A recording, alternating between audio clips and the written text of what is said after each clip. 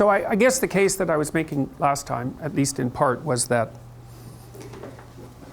one way of conceptualizing the fundamental problem that human beings face is to conceptualize it as an ongoing struggle with complexity. And complexity emerges as a consequence of the sort of finite boundedness of individual consciousness and the incredible excess of the unbounded everywhere else, even including underneath that consciousness, because of course your individual consciousness depends on the function, or is related to the function of things that are so complex you can't even understand it. So there you are, surrounded by some things that you understand in an ocean of things that you don't understand at all, and including things about yourself. And it's not obvious at all how people solve that problem, because in some sense it's not solvable. The fact that you don't have the cognitive resources or the conceptual resources to understand everything that you need to understand in order to properly orient yourself in the world. Now, obviously, partly the way we deal with that is that we cooperate with other people, and so that radically multiplies our resources, incredibly multiplies our resources. So, and it's something to consider always when, so much of the political dialogue that surrounds us now consists of a critique of cooperative societies and an analysis of their oppressive nature. And of course that's true, because any cooperative system that specifies a certain endpoint and produces a value hierarchy of some sort also simultaneously forces things into that value system and then rank orders people according to the value structure. And so there's an oppressive element to it. But compared to being naked in chaos, generally it's better. Now, it doesn't always have to be, because it can get murderous, but generally speaking, well, look, we're social animals, it doesn't matter. Our evolutionary pathway has already taken us here, and so we're individuals, but we're unbelievably social, and so that's that. So as far as I can tell, we'd have to be completely different creatures not to take advantage of and fall prey to the problems with social being. All right, so I think the way that the problem of complexity has been solved, and this is the best argument I know of for the truth of the Darwinian notion of evolution. Now, I don't think that our models of evolution are complete by any stretch of the imagination. I know they're not, partly because of recent work done on epigenetics, which suggests that you can inherit acquired traits. Right? And when I went to university, when I started going to university in the 1980s, that was heresy, really. Like, no, you cannot inherit acquired traits, but actually you can inherit acquired traits. That's the field of epigenetics studies that. And that's a radical shift in perspective, because we also don't know exactly what that means across any length of time. And when you're thinking about evolutionary lengths of time, you're thinking about 3.5 billion years, because that's the span of time over which life evolved. And so even things that don't have a overwhelmingly marked potency for one generation can be unbelievably powerful across time. And then there's also the issue of sexual selection, because you'll hear Darwinists continually describe the world and the evolutionary world as a place of randomness. And that's not true. And I don't know why they make that statement. The mutations are random or quasi-random, because we don't understand mutations that well yet either. And most mutations are deadly, right? Most mutations are deadly. There's a set of them that are harmful but not deadly. And then there's a tiny, tiny proportion that could, in principle, produce some benefit to the next generation, assuming environmental shift, say, in the direction of the mutation. So, and there's a randomness element to that. We know that. I mean, part of the reason that you mutate, or your cells mutate, your DNA mutates, is because background levels of radioactivity, and a lot of that's a consequence of solar activity, right? So cosmic rays come zipping through the atmosphere and they nail your DNA and produce minor alterations, and that's a mutation. And if you crank up the background radiation rate, like say around Chernobyl, then the mutation rate rises, and there's definitely a random element to that. And it's necessary for there to be a random element because, as far as I can tell, the only way you can beat a random environment is by producing random changes. Right? So, you know the idea, basically. The environment isn't some static place that's selecting for higher and higher levels of fitness, or not in any, it's certainly not doing that in any static way. And so it's shifting around randomly. And then, you know, you have a structure your species has a structure that's a consequence of this immense evolutionary journey, and it's moderating itself randomly within certain parameters.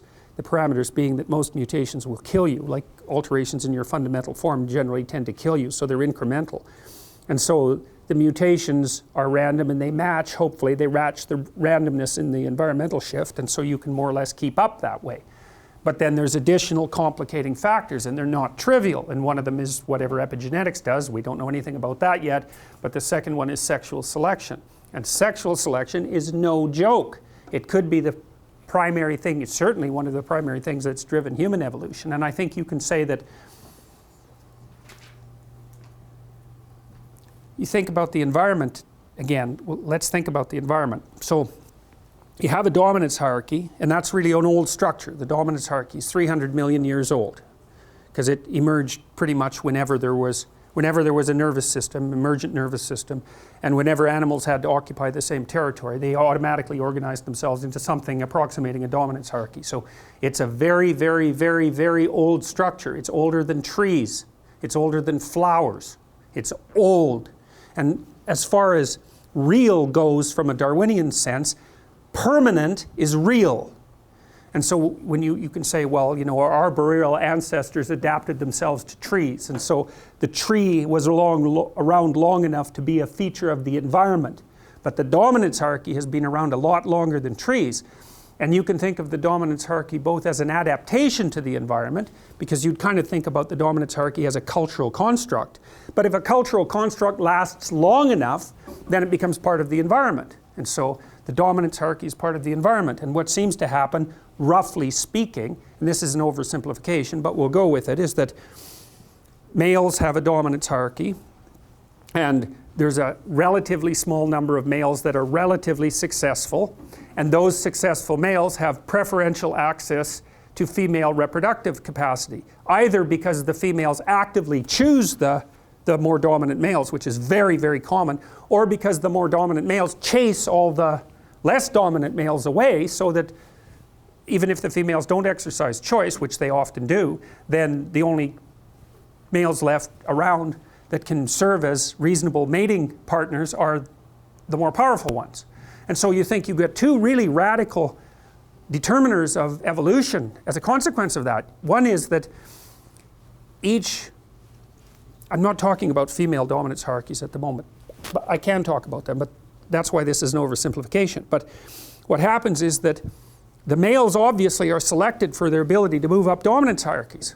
Obviously, because the ones that are at the top of the dominance hierarchy reproduce preferentially. And so that means the male dominance hierarchy becomes a method of selection. But then allied with that is the female proclivity for choice on whatever dimension the dominance hierarchy happens to be arranged. And so then female sexual selection also becomes a radical, non-random selector of what genetic material is going to move into the next generation. And so I fail to see how any of that can be separated from the emergence of complex nervous systems and mind over the course of evolution, because creatures aren't making random choices. They're not random at all. So we even know such things like, imagine a peacock's tail, you know. It's covered with eyes, which is quite interesting because eyes, of course, attract attention. And lots of animals have evolved eye-like markings. Like moths, there's moths that when they unfold their wings, they have two big eyes on the back of them. And that's to keep birds from eating them, right? Because the birds don't like being stared at, so they stay away from the moths. But so a peacock's tail is nothing but eyes. And so it's very attractive and it shimmers. And there's something about it that's beautiful, which is quite interesting too. The females have obviously been selecting the male peacocks for beauty. They have this insane tail. Well, so the evolutionary biologists have thought, well, what possible utility could that tail be? Is it just maybe the females got fixated on tail, so to speak, and you know, you got a Baldwin effect loop going there, and the male peacocks just got bigger and bigger tails, and it's just like an evolutionary dead end. It's, you know, it's a positive feedback system that's gone out of control. But they have done things that, like, look at the symmetry and breadth, say, or the symmetry and size and overall quality of the male peacock's tail as a marker for physical health. So reduced parasite load, for example. And it does turn out that the healthier male peacocks have better tail display. And so what the females seem to be doing is using some marker or some set of markers as a proxy indicator for health. And I think you could say reasonably that female human beings do the same thing to male human beings. And there's some of that vice versa too. Like, we evaluate each other, for example, for symmetry, which is one of the elements of beauty, because healthier people tend to be more symmetrical. And lots of animals use symmetry. Butterflies, if butterflies won't mate with another butterfly if it deviates from symmetry by the tiniest amounts you can imagine. So symmetry is a marker, and there's other markers like shoulder width to waist width is one, and waist width to hip width is another. That's usually what males use that to evaluate females in part. So there's lots of markers of health. But it also looks to me like the data worldwide seems to indicate that women, so imagine that women mate across dominance hierarchies and up, socioeconomically speaking. And on average, across cultures, women go for men who are about 4 to 5 years older. You know, it varies. In the Scandinavian countries, that's shrunk a little bit, but not that much. And in other cultures it's bigger. I would say that depends to some degree on difficulty of establishing economic independence, right? Because in richer countries it's easier to have enough economic independence if you're a male to be a useful participant in the process of having children. But it doesn't matter, cross-culturally it's still across and up, where men mate across and down. They don't care much about socioeconomic status. It doesn't seem to be part of their selection method, generally speaking. So I think that part of that is also the ability of women to select for male health. It's something like that, because it isn't only that, because if you're healthy and energetic, you're much more likely to be successful, because it's very hard to be successful if you're ill, obviously. I mean, so because the competition is just too high. And both genders, both sexes select each other for attractiveness, both select for intelligence, both select for personality, although there are differences there in terms of what's stressed. But so I think you can derive a couple of things out of this, and this is where I think people are different than other animals. Importantly different is that, so you imagine that there's tremendous selection pressure towards the production, let's say, of men who are good at climbing male dominance hierarchies, or climbing the male dominance hierarchy. But the thing that's so interesting about people is that we've multiplied our dominance hierarchies. You know, if you take an animal that's got a rather static behavioral pattern, then there's a single hierarchy. Elephant seals are a good example of that. So elephant seals, the males are absolutely massive. They're way, way bigger than the females. And they basically have harems, roughly speaking. And they use physical prowess as their marker of status, essentially. And obviously size is a huge part of that, because otherwise the male elephant seals wouldn't be as... They're massive, these things. They're absolutely enormous. And so it's just power / health, you know, maybe aggression, something like that. It's whatever makes them more suitable for the kind of physical combat that elephant seals engage in. So, and the degree to which power is associated with dominance status in those sorts of situations seems to be associated with the size differential between males and females. So the more power is an issue with regards to male competence, the larger the males are compared to the females, and the more likely the males are going to have a harem relationship with the females. And you see that a little bit in human beings, because men are bigger than women. They're not overwhelmingly bigger, that's sexual dimorphism. And you know, there's some men that are smaller than some women, but on average men are taller and they have more upper body strength and so forth. So there is a power element to male competition, but it's not as extended as it would be among animals, say like elephant seals. So in the elephant seal, you see maybe there's one stable set of traits that's being selected for that makes the males more likely to reproduce. But human beings, we're very weird creatures because we're so conceptually flexible. And so what seems to have happened, maybe males started selecting each other in dominance competitions for something like cognitive flexibility and conscientiousness. It's something like that. So that would be the ability to abstractly represent the world, and then the ability to operate effectively within it, to represent yourself socially in a way, and then to carry through with that, because that enables people to trust you. So it's something like that. And so that produced cortical expansion, and then women were selecting men who were good at that, and that produced cortical expansion. And then there's an arms race between women and men with regards to intelligence. So the women kept up, or they certainly kept up with intelligence as the evolutionary cycle continued. But one of the consequences of selection for cortical expansion and increased cognitive flexibility was that the number of dominance hierarchies that human beings could produce started to multiply, right? Because there's all sorts of ways that you can be successful. You think about how many ways you can be successful in a modern culture, and you can be successful in dimensions that aren't really even associated with each other. So you can be successful socially, that's what an extrovert would do. You could be successful in terms of intimate relationships, that's what an agreeable person would do. A disagreeable person would be more successful with regards to competition. A person who's high in neuroticism would be trying to protect themselves and to establish some sort of security. An open person would be looking for a flexible, creative environment. And so there's this multiplicity of ways that you can establish a dominance hierarchy and be successful in it. And if you're creative, you can come up with your own damn dominance hierarchy, which is exactly what you're doing if you're creative, right? You spin up a game that's your game. And then you make the rules. And that's hard, because if you make a new game with new rules, it's hard to monetize it. But you can be the best at playing that game, and so that's a huge advantage to being creative if you can pull it off. So then you think, well, what's happened among human beings is the multiplication of the set of possible dominance hierarchies, so it's become very broad. And then you could say, well, what's driving selection now is the ability to be successful across multiple sets of dominance hierarchies. And that accounts, at least in part, for our cognitive flexibility. And so that's really what a human being is. A human being is a creature that has high potential for succeeding across a very wide range of potential human dominance hierarchies. And so that gives us our transformative psyche. That's the niche that we've both produced and occupy. And I think it's out of that hero mythology emerges fundamentally. Because I think what the hero is, the mythological hero, is a representation of that part of the psyche that's particularly good at being successful across sets of dominance hierarchies. It's a very, very biological way of thinking about it. And I've thought about this for a long time. I can't see any way that just can't be the case. I mean, how else could it work?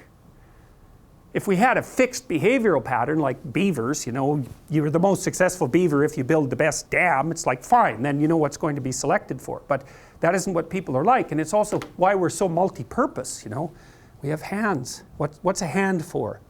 What's the evolutionary function of a hand? Well, you can't specify that. You could say it's something like, well, a hand is useful for doing a whole bunch of different things with. Well, and mouth, tongue, same thing. What are words for? Well, it's the same thing. They're for communicating a very wide range of information. It's something like that. So we're these weird general purpose animals. We're not great at any one thing, but we can swim better than most terrestrial animals. We can run faster than most animals, and we can certainly run longer. Like a human being can run a horse to death over the course of a week if they're in good shape. So we're really good at being a multi-purpose entity, like a rat, they call rats weedy species because they can be anywhere. They don't have a specific niche.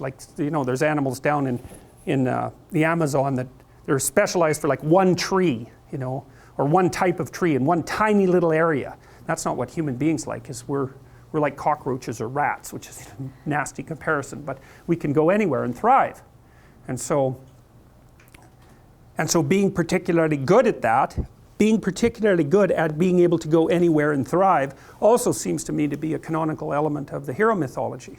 So okay, all right. Now, I started to introduce all those topics because I was trying to address the issue of how it is that we've come to deal with the fact that things are so complex that we can't deal with them. And so a huge part of the answer to that is the Darwinian answers. One is, well, you keep up with things you can't keep up with by changing unpredictably. So here's an example. You know, sometimes if you're driving down the road and there's a deer on the road, maybe you'll run into it and it'll, instead of jumping out of the way, it sort of jumps randomly and then you run into it. You think, well, that's a pretty stupid strategy. It's like natural selection's at work there. But it turns out that deer jump randomly when wolves are chasing them. Well, why would you do that? Well, because you can't predict it, right? If something horrible is after you, acting unpredictably is actually a pretty good strategy. And that's basically what mutation does. It means the horrible thing that's after you always is the rapid transformation of the environment. And the only thing you can possibly do in that case is capitalize on chance. Okay, so that's one thing. So that's partly why the Darwinian story, I think, has to be right. Because the environment does move unpredictably. And the only way you can keep up with something that's unpredictable is to generate variance and hope that one of them has drawn the lucky lottery card. But then there's these additional issues, which is that we also seem to be tightly selected for the capacity to cooperate and compete, so that multiplies our cognitive ability. That's a huge part of it. And then we also seem to have constructed ourselves, so to speak, through sexual choice into these general purpose problem solving creatures. And so we've internalized some of the Darwinian process. So you think, well, most animals will produce variants of themselves physically, and then most of those variants die. But human beings have built a mechanism, let's say, that's like a game engine. I think that's a really good, you know how there are game engines now that people have devised, they're computational devices, and you can take a game engine and you can generate games with it, like computer games. So the game engine is a mechanism for producing games. Well, that's what our brains are like. Our brains are game engines for producing games. And so what happens is that when you think you produce an avatar of yourself, you produce a fictional world that avatar inhabits, and maybe you produce multiple fictional worlds and multiple avatars. That's the you that could be tomorrow, which is what you're doing when you're planning. And you walk the avatar through its potential routes, and those that look good you keep, and those that don't look good you kill. And so then you can embody the ideas that you keep and act those out, and hopefully the idea is that when you embody them, you're successful and you don't get killed. And so when we've been selecting each other for cognitive prowess, we've been selecting ourselves for the ability to generate avatars out of ourselves and kill them instead of dying. It's unbelievably brilliant. And that's really akin to the human discovery of the future, right? The future is a place where variants of you could exist. It's something like that. And other animals don't seem to be able to do that. So we're very sneaky. And well, so far it doesn't seem to be working too badly, although we haven't been around for very long, right? I mean, human beings of our particular subspecies, about 150,000 years, something like that, which is, from an evolutionary time frame, it's nothing, you know. It's 2,080-year-old men. It's not very long, you know, if you think about it that way. Okay, so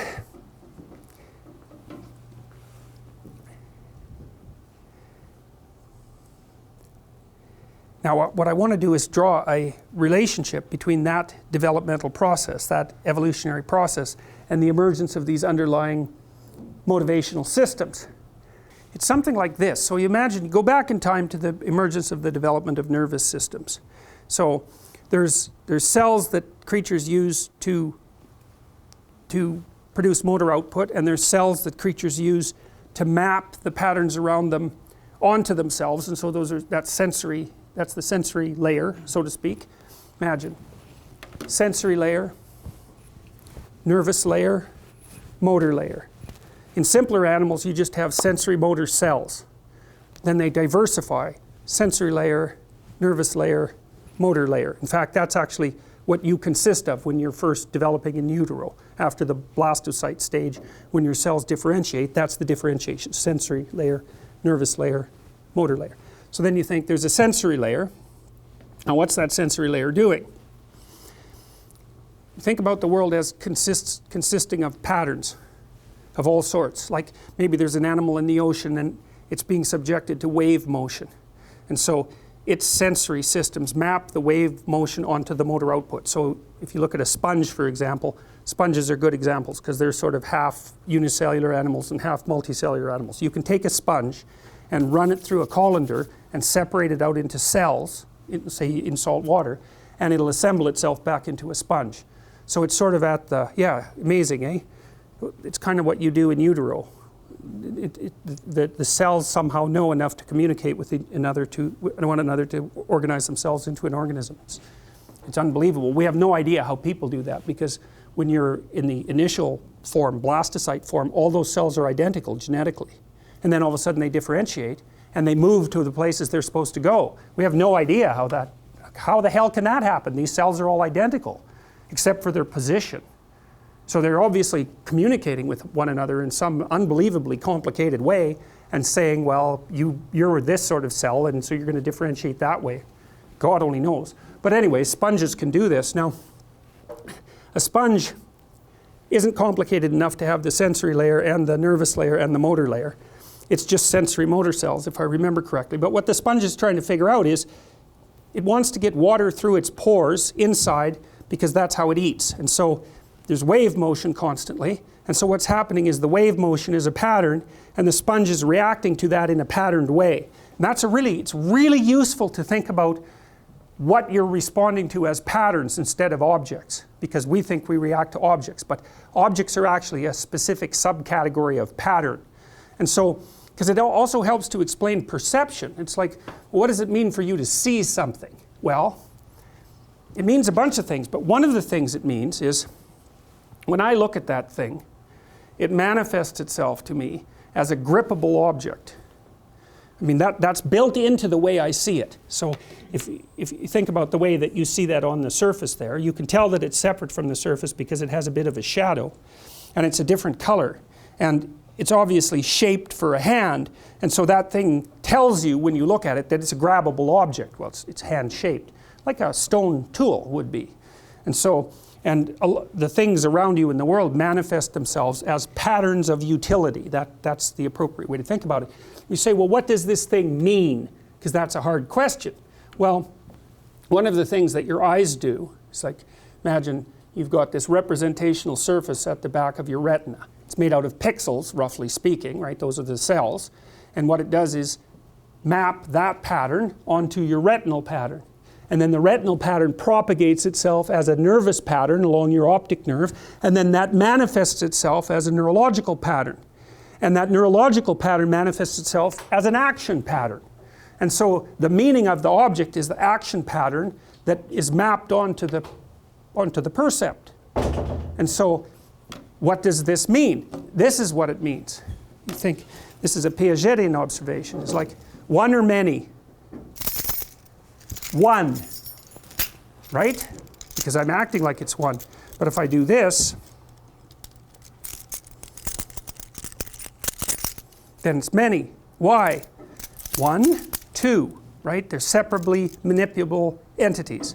And so the concept of number is in fact predicated, at least in part, on the idea of singular usability. But you're mapping it. It's like, well, what is this? It's a key. Well, what does that mean? Well, I'm mapping that shape into this motion for that action. You say, well, it's not just a key. It's a weapon, right? And so that's because I've mapped it onto a different output pattern. But if you think about perception as the matching of patterns onto patterns, it makes way more sense. You can really start thinking about how perception works, because then you can also start thinking about unconscious perception. So, you know, the blind sight experiments show, for example, that if you've had cortical damage, so you think you're blind, you can't see objects anymore, but I show you a picture of a frightened face, you'll show a skin conductance response to it. And you think, well, how the hell can that happen? It's like I have to see the face in order to infer the emotion in order to have the reaction. It's like, no, you don't. You don't need that at all. You need a pattern recognition system that maps that right onto an amygdalic output that produces physiological readiness. You don't need the perceptible entity, because you think, you see something, and then you think about the thing, and then you evaluate the thing, and then you act. It's like you do that, but there are parts of you that don't do that at all. Way faster parts, more primordial parts. And so another example would be Darwin's trick with the snake that I told you about. He'd go to this museum that had a cobra in a glass cage. And the cobra, he'd put his face up to the glass cage and the cobra would strike at him. And he'd go like this. And there was no way he could control that. Well, it's because the part of him that saw the snake wasn't the part that was doing this. There's a part of him that does this to snakes. That's what it does. And it's way faster than you figure to see the snake, you have to, the image is obviously the image. The pattern is portrayed on the retina, it propagates backwards. To see it, it has to be elaborated up through a very complex set of neurological connections. That takes time. And so you're dead. Well, the thing that snake means this, that's like 3 neurons, super fast. And so what is a snake at that level of representation? It's like a snake is that which makes you do this. And then you could also say that at that level of representation, everything that makes you do this is the same thing, right? Because the same would be defined by the pattern that you manifest in response to that entity. So then your nervous system is layered, that's sensory layer, neurological layer, motor layer. As you become more complex, the sensory layer differentiates into the different sensory systems, and the neurological level multiplies in terms of its potential number of connections. So what happens is that you can map patterns that manifest themselves in multiply different ways to multiple motor outputs. So you start with a fixed action pattern, which is just like the sponge reflex. What's the world to a sponge? The world is what makes you go like this or like that. That's it. That's the whole world. The sponge has compressed the entire world into pores open, pores closed. That's it. 2 states. And then, well, once the nervous system gets differentiated and the senses get differentiated, so there's specialized kinds of cells, then you can detect more forms of patterns. You can produce more patterned output to that. But even more interestingly, and this is where the nervous system starts to come into play, the mapping of the pattern onto the output is no longer one-to-one. You can use the same pattern, roughly speaking, to produce all sorts of different outputs that are context dependent, because you might say, well, so, okay, I picked that up. You say, well, he picked that up. It's okay, well, what about that? You think, well, he picked it up. Well, yeah, I did, except the pattern of musculature that I used to do this is by no means identical to the pattern of musculature that I used to do that, right? I mean, the fact that the orientation is different is actually extraordinarily important. So well, my point is that with sufficient nervous complexity, you can take the same thing, so to speak, and map it all sorts of different ways, and human beings are unbelievably good at that. Okay, so now go back to when things were simple. So there's single-celled organisms, we'll say, and then they start to differentiate to some degree and they start to propagate, and so then the environment starts to shift, because the fact of the prevalence of all of these competitors means the environment isn't exactly the same as it was when that system first evolved. New problems emerge. And so then there's selection pressure on those creatures to diversify to some degree. And then the diversification produces a transformation in the environment, and then there's pressure on those new entities to diversify some more. And so you get this weird bootstrapping process. Maybe the environment is one thing when there's 10 of you, but a completely different thing when there's 1,000 of you. Right, so just sheer multiplication is going to transform the environment. And so then because the environment has now become more complex than it was, there's selection pressure to produce diversification in the underlying organisms. And that took a long time to get off the ground. Like, there were single-celled organisms for a huge span of history. I mean, if you look at evolutionary history, the amount of time that there were single-celled organisms is far longer than the time that there's been since there were multi-celled organisms. It's like Moore's law, you know, the law that governs the increase in computational power. You can trace that back to about the year 1400, something like that. So it's been going on for a very long time. And maybe you could make the same case from an evolutionary perspective. It's like the flat part of the curve is really long, but once it starts to move up, it starts to move up really fast. And obviously that's the position that we're in now. So single-celled organisms for a long time. Then they started to diversify. And then you could imagine, well, from the single-celled organism you start getting multicellular organism, and then it ends up with this tripartite structure: sensory layer, nervous layer, motor layer. And then that starts to differentiate, and every time there's a differentiation, that's conserved. And that's these systems, the motivational systems. They emerged a long, long time ago as emergent solutions to emergent problems, and you've conserved all of them. I mean, you've conserved your snake reflex, which is like 3 neurons long. So that's really, really primordial. But you've conserved function at almost every temporal level. So there's parts of you that are quick and dirty, and parts of you that are slow and sophisticated. And a lot of the contents of consciousness is slow and sophisticated. So it can't help you out in an emergency. But it can do, what consciousness seems to do is take your structure, it analyzes the worlds for, let's say, mismatches between what you want and what's happening. And then it either helps you alter the world so those mismatches go away, or it turns inward and modifies the structures that you're using. So if you're playing the piano, you've got this automatized routine. It has very little to do with consciousness if you've practiced enough, and you make a mistake. You stop, and you note the mistake, you stop, and then you slow it down, and then you practice the new thing, and then you speed it up, then you speed it up, then you speed it up. And as you're doing that, the neural representation shrinks until you've developed this little specialized machine, and then you run that a few times, and now you can ignore it.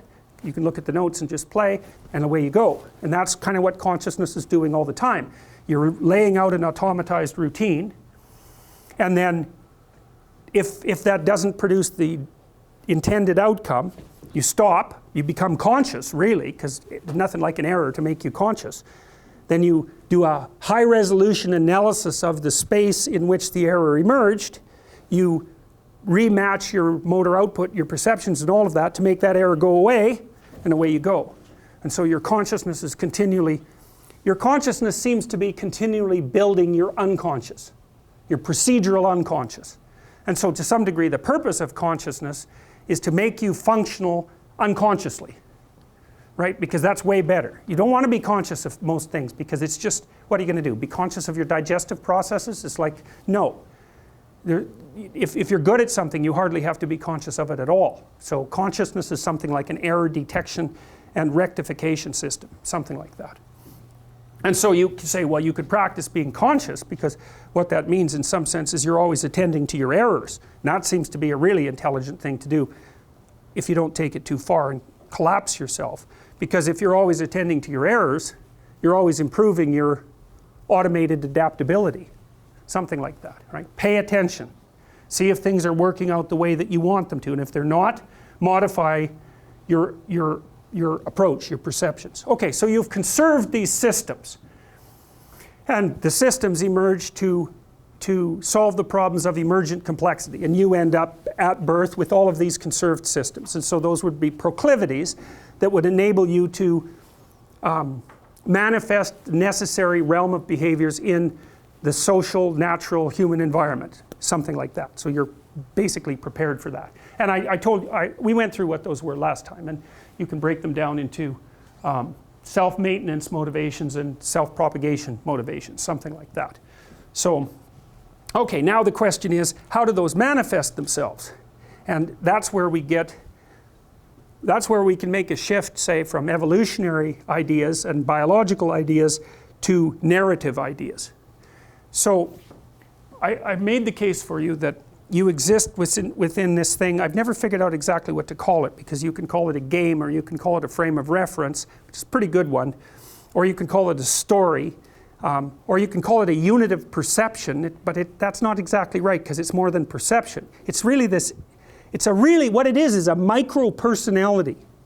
It's your personality as it manifests itself at the highest possible resolution. That's what this is. And so if I'm, say I set myself the task of moving those keys from there to here. So my perceptual frame is, it's this thing. I think, well, what's the world? Everything else can be ignored. I need to make an object out of my hand, these keys, that tiny spot on the table. And my goal is to transform this pattern into that pattern. And it's a pattern because it maintains itself across time, right? It's not like smoke or a cloud, it persists. So there it is, there it is, there it is, there it is. That's a pattern that's extending across time. So I have this goal, which is the transformation of this into that. And that goal, so that would be, roughly speaking, the goal is point B. But you can't just think about this as something that's a goal, because it isn't just a goal. There's a goal, which is the end state of this entire process. The end state is, I've moved the thing from here to here, I've transformed this into this, and I've done it using action. And that's a useful thing to know too. I have an abstract notion, that's my decision, that I'm going to get the world to manifest this pattern instead of this one. Okay, so that gives me my target. That's an abstraction. But when I actually do the transformation, that's not an abstraction, because now I'm using actual action, actual behavior. And so I take this abstract micro-personality, this is the part that's operating on this tiny little section of the world, I make the transformation, and as soon as I do that, another thing happens, which is I don't need that anymore, right? I move to the next one of those, whatever it happens to be. And so one of the things we're going to have to figure out is, what is the relationship between these things? Because you're always in one of them, and they're scalable. It's like when you're doing a specific action, it's really high resolution, and that's kind of where you want to be operating. When you know what you're doing, that's where you want to be operating, roughly speaking, when you're trying to do something new, but it's scalable. And so the framework, which is constructed in part from these motivational systems that emerged over evolutionary history, the framework specifies the current condition, the desired condition, and the behavioral manifestations that are necessary to make the transformation. And so you can't think about it as a drive, because instincts are often thought about as drives, or as a goal. It's not correct, because the thing actually determines your perceptions. It determines what objects manifest themselves to you in the world, or what patterns. That's another way of thinking about it. Because like when I'm looking at this, it's hard to watch your own perceptions. But when I'm looking at this, I can see that chair, but if I didn't know it was a chair, I wouldn't be able to tell by looking by my visual input. I can kind of see this one, although I really can't tell what color it is. That one's slightly clearer. This is pretty blurry here.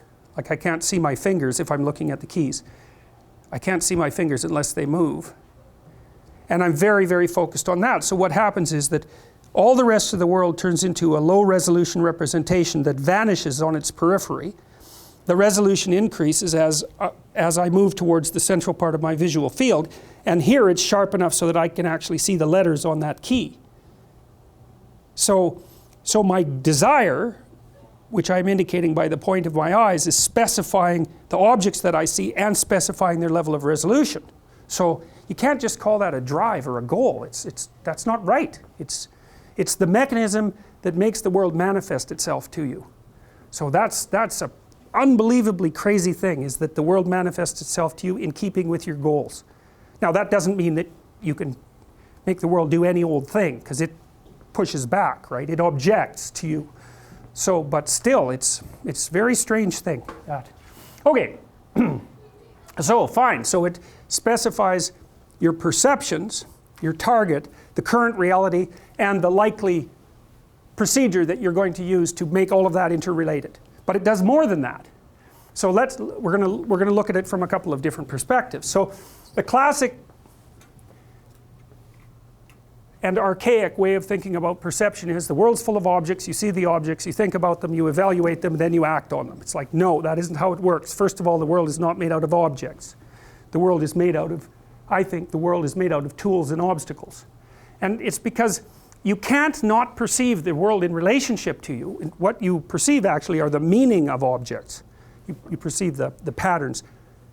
A tool is something like a meaningful pattern or a useful pattern. It's something like that. And so look, again, you look at, I might say to someone, describe this room. Now you're going to pick a level of description that's very particular. You're going to pick one that other human beings could understand. So it's going to be predicated on your size, for example. And it's going to be predicated on your knowledge that that other person is a lot like you and has a lot of the same underlying structures and motivations. So, and that's an implicit predicate of your description. So we're going to say, well, it's kind of an ordinary classroom. It's got 20 rows of tables that each have 5 chairs at it, and each of them has 5 chairs. There's some posts that hold them up.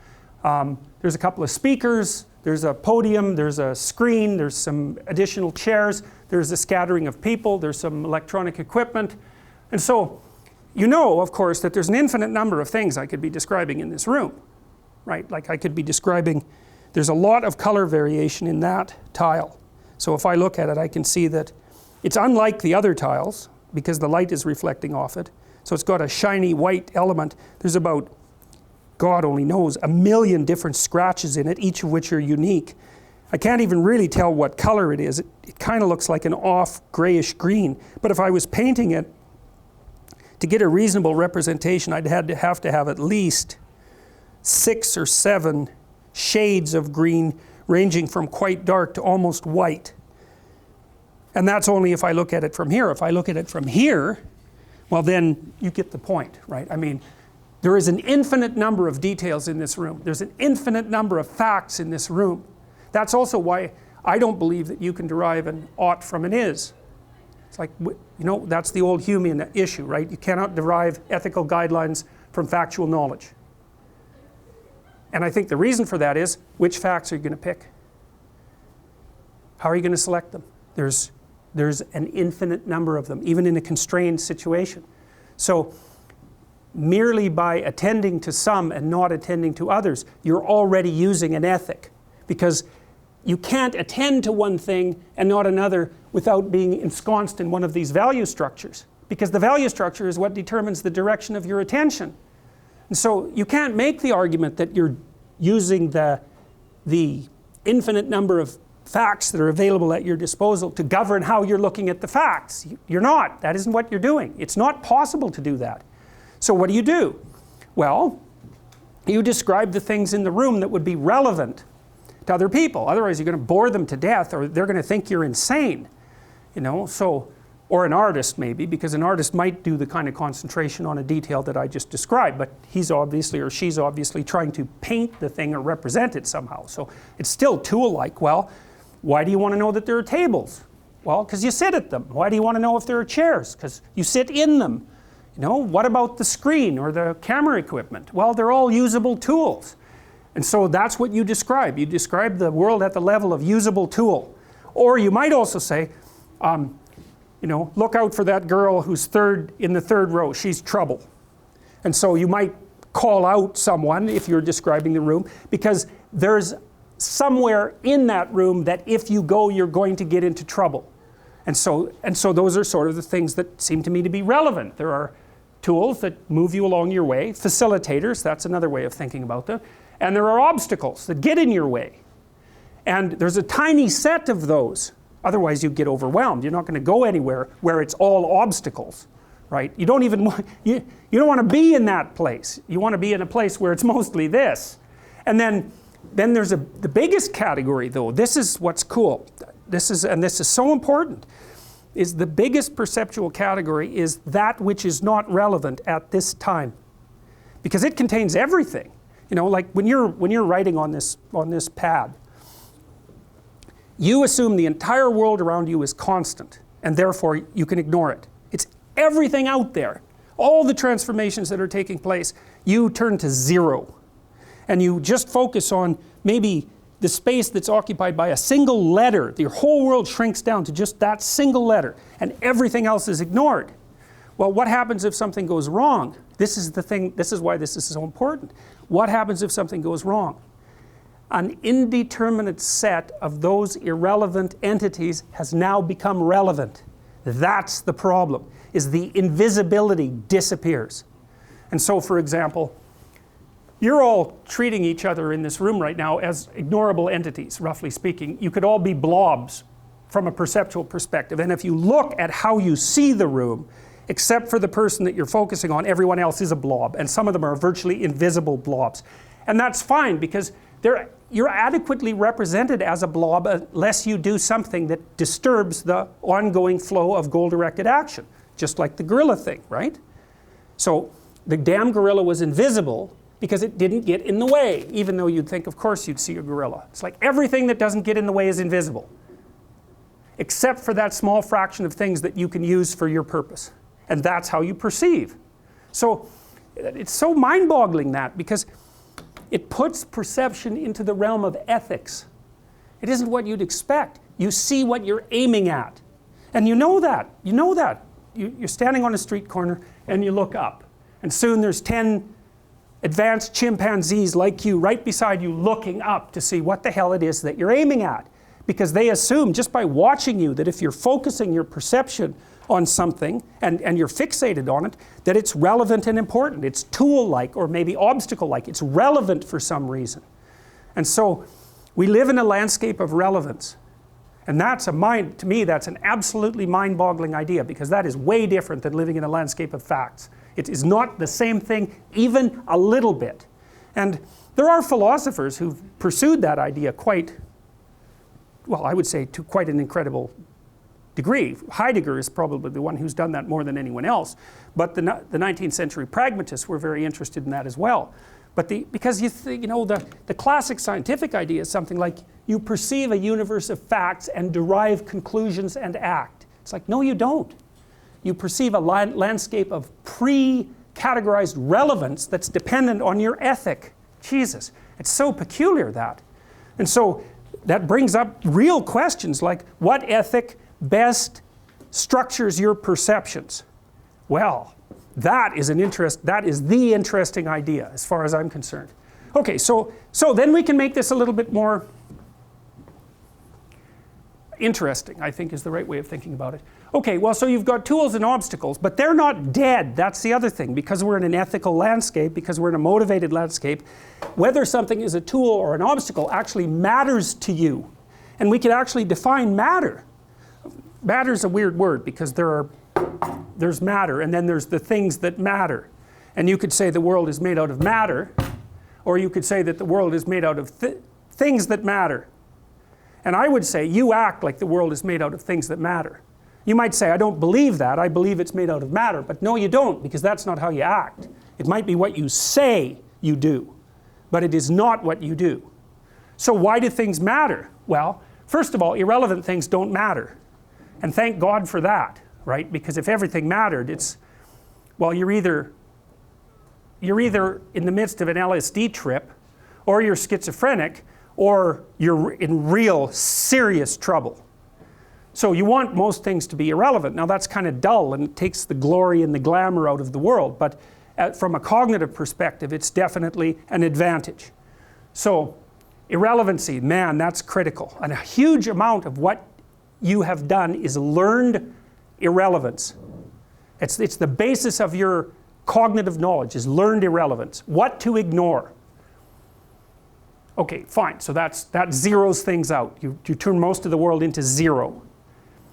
Well, then you have this small subset of things that are beneficial to you, that you can use for the purposes of your current operation, which we'll define in more detail. You can use that for the purposes of your current endeavor. And then you have obstacles. And so, for example, if I'm late for class, so I'm in a particular state of mind, and I walk in here and I see that, I'm going to get a little burst of negative emotion. It's irritation. And the reason for that is not a recycling bin then. It's an obstacle that some dimwit left there just to annoy me. And I mean, you know what I mean. That's how you react to the world in a situation like that. It's like, it's not a recycling bin. If it's here, and I don't want to stand there, then it's a recycling bin. If it's there, it's an obstacle. And as soon as I look at it, it isn't that I see it and then get annoyed. It's that annoyance is part of the perception. Because it's an obstacle in my pathway, the emotion comes along with the perception. It's not laden on top of it. It's not, oh, I don't think that's a recycling bin. That's in the wrong place. Now it's in my way. I should be annoyed. That isn't what happens, is the annoyance. My suspicions are that the damn annoyance is faster than the object perception, because it's a more primordial circuit. So you actually, now there's a great book if you're interested in this sort of thing. There's a great book called An Ecological Approach to Visual Perception, which was written by a guy named Gibson back in the 70s, and it's brilliant. His fundamental conclusion is, I think, wrong, but it doesn't matter. The book is not only brilliant because, see, he was the guy that came up with the idea of affordance. And an affordance is something that affords some utility, and that can be positive or negative. And he thought about the world as being full of furniture, roughly speaking, something like that. And that what you saw, what you perceived directly was the affordance. And so imagine the visual cliff experiment. So let's say I put a piece of glass over top of the space between these two tables, no chair there. And I take a duck, and I put the duck here, and the duck walks out on the glass. The duck doesn't care. It'll just walk out on the glass. Well, it's an aquatic animal, and so if there's depth underneath it, it doesn't really bother a duck. But if you put a human infant on there, old enough to crawl, the human infant will look over and it's not going on that glass. And you might say, well, what does it see? And you could say it sees a space between the two tables and infers that it might fall, but it's like 8 months old. Like, what the hell? It's inferring that? No, it's not. It sees a place to fall off of. And that's Gibson's fundamental point, is that you don't see a cliff, you see a falling off place. And of course, why wouldn't you see that? Because if that isn't what you saw, you wouldn't be here, because one of your dopey ancestors would have wandered off the cliff and died. The ones that saw a falling off place, they just stayed away from that. And you know, if you have vertigo, and even if you don't, if you're up on the 35th floor of an apartment building and you walk out onto the balcony, it's really interesting to notice your perception, because you might think, well, you see the space and you become afraid. It's like, no, you don't. You walk closer to it and your body, you perceive the damn thing with your body. You can also see it, but you perceive it with your body. It's like, don't go there. Don't go any closer.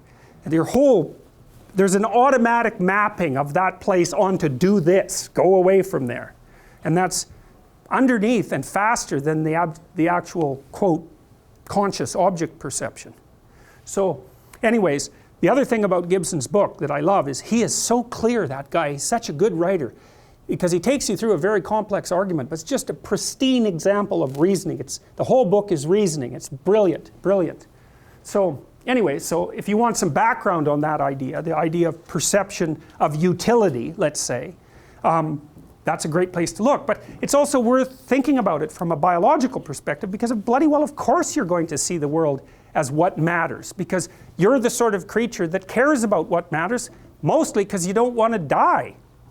So you can't remove the fact that you don't want to die from your perceptions. Well, if you did, well, you can imagine what would happen if you did. You know, you do something like wander off a falling off place, and that would be the end of you. So it's built into your damn perceptions. And so it's built into the facts that you see, because there's an infinite number of facts. And so even just selecting the facts, that's an ethical issue.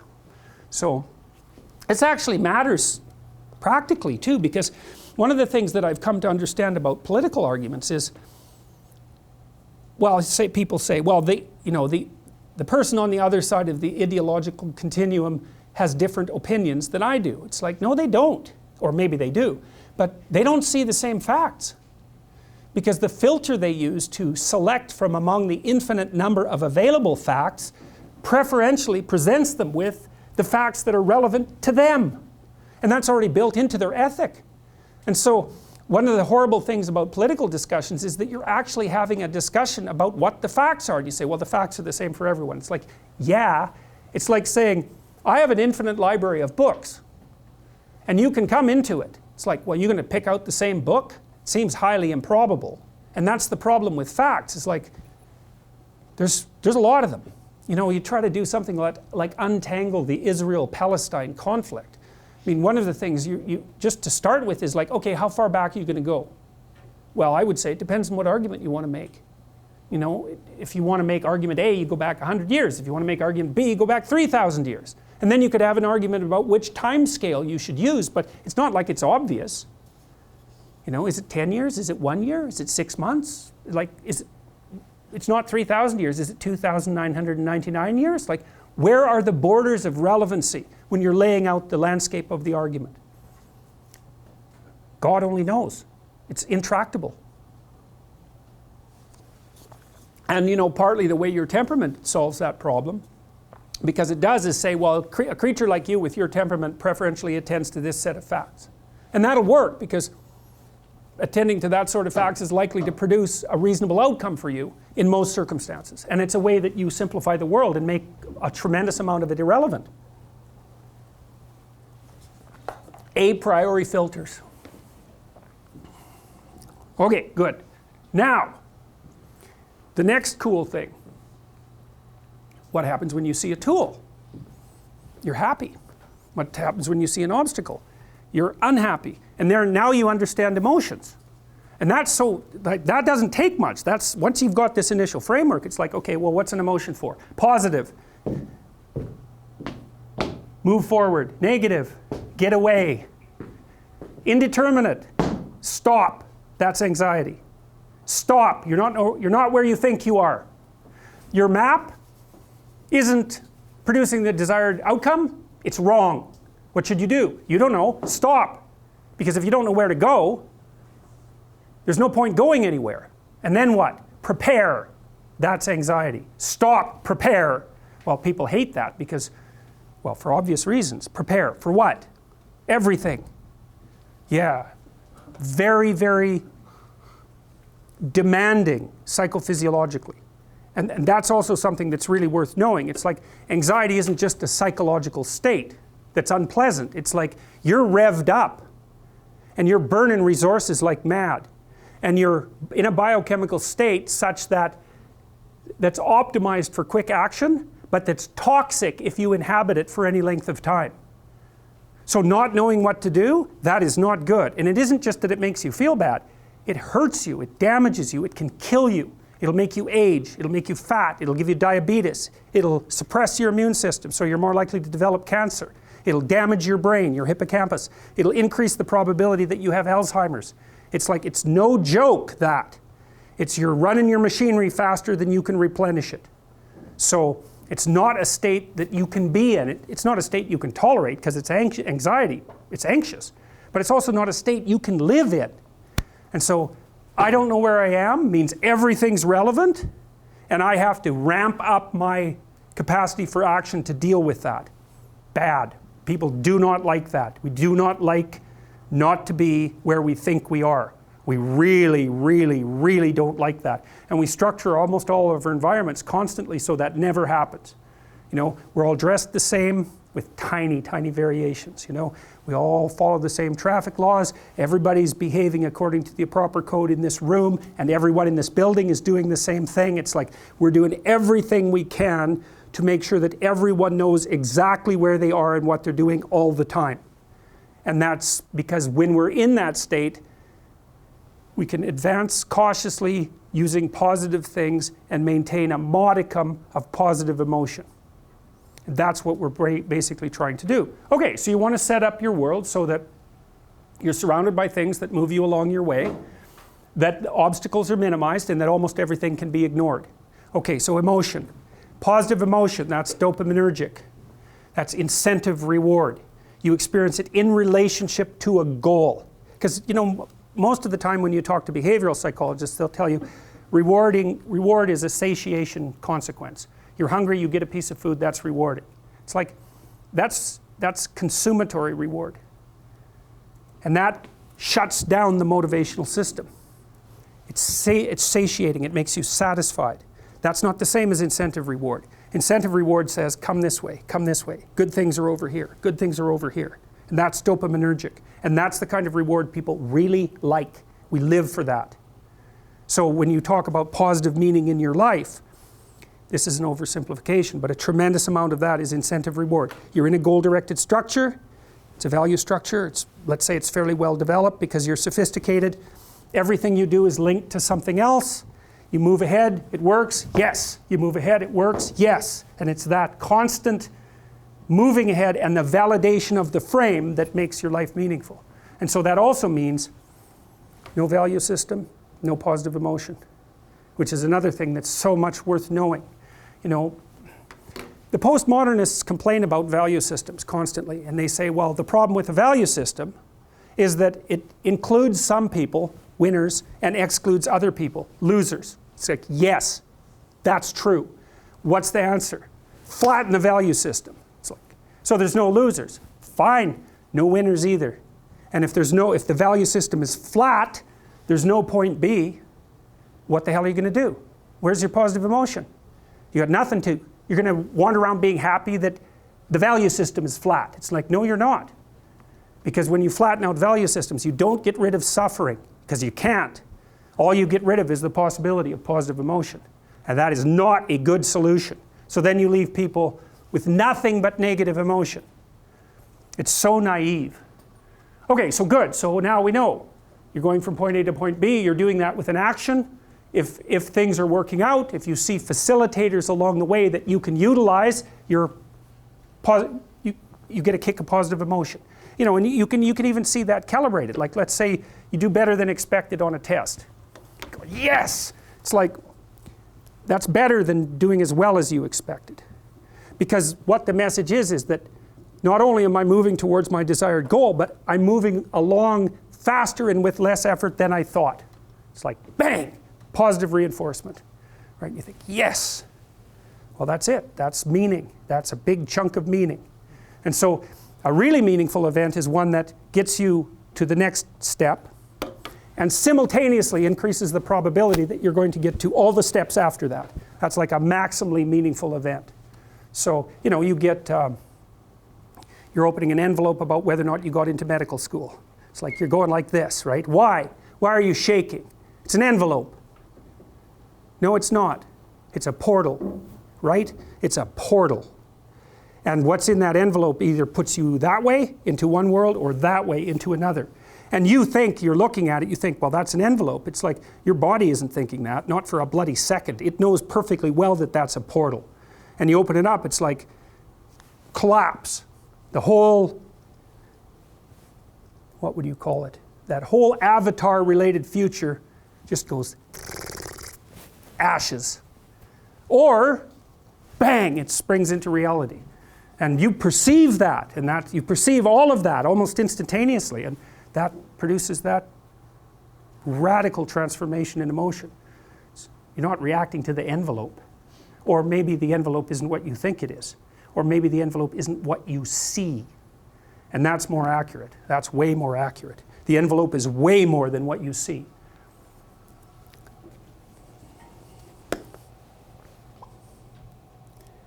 Okay, good. Let's break for 15 minutes, okay? And then we'll go ahead with the next part of this. Well, so that's just a transformation of the previous diagram. While you're moving along from what is to what should be, we'll say, as long as things are working out, well, then you're mildly happy. And if they don't work out, well, then that's another problem. You see, these are different sizes. There's a reason for that, and that's because negative emotion has more potency unit for unit than positive emotion does. And so what that means is that people are more reactive. People hate a small loss more than they like an equivalent gain. And so we're tilted to some degree towards a bias for negative emotion. And that is also dependent on temperament, because somebody who's very, very low in neuroticism, that's basically anxiety and emotional pain susceptibility, something like that. So that would be the threshold for experiencing a certain level of anxiety or emotional pain, but also the length of time that would take to recover It's something like that. And so, but for the standard human being, loss hurts more than gain rewards. And so, well, it's useful to know that because it helps you understand yourself and other human beings. Even if you're trying to motivate someone to do something, loss avoidance is often a powerful motivation as well as gain. So, all right, prevention, fundamentally. Okay, so now here's another way of thinking about this.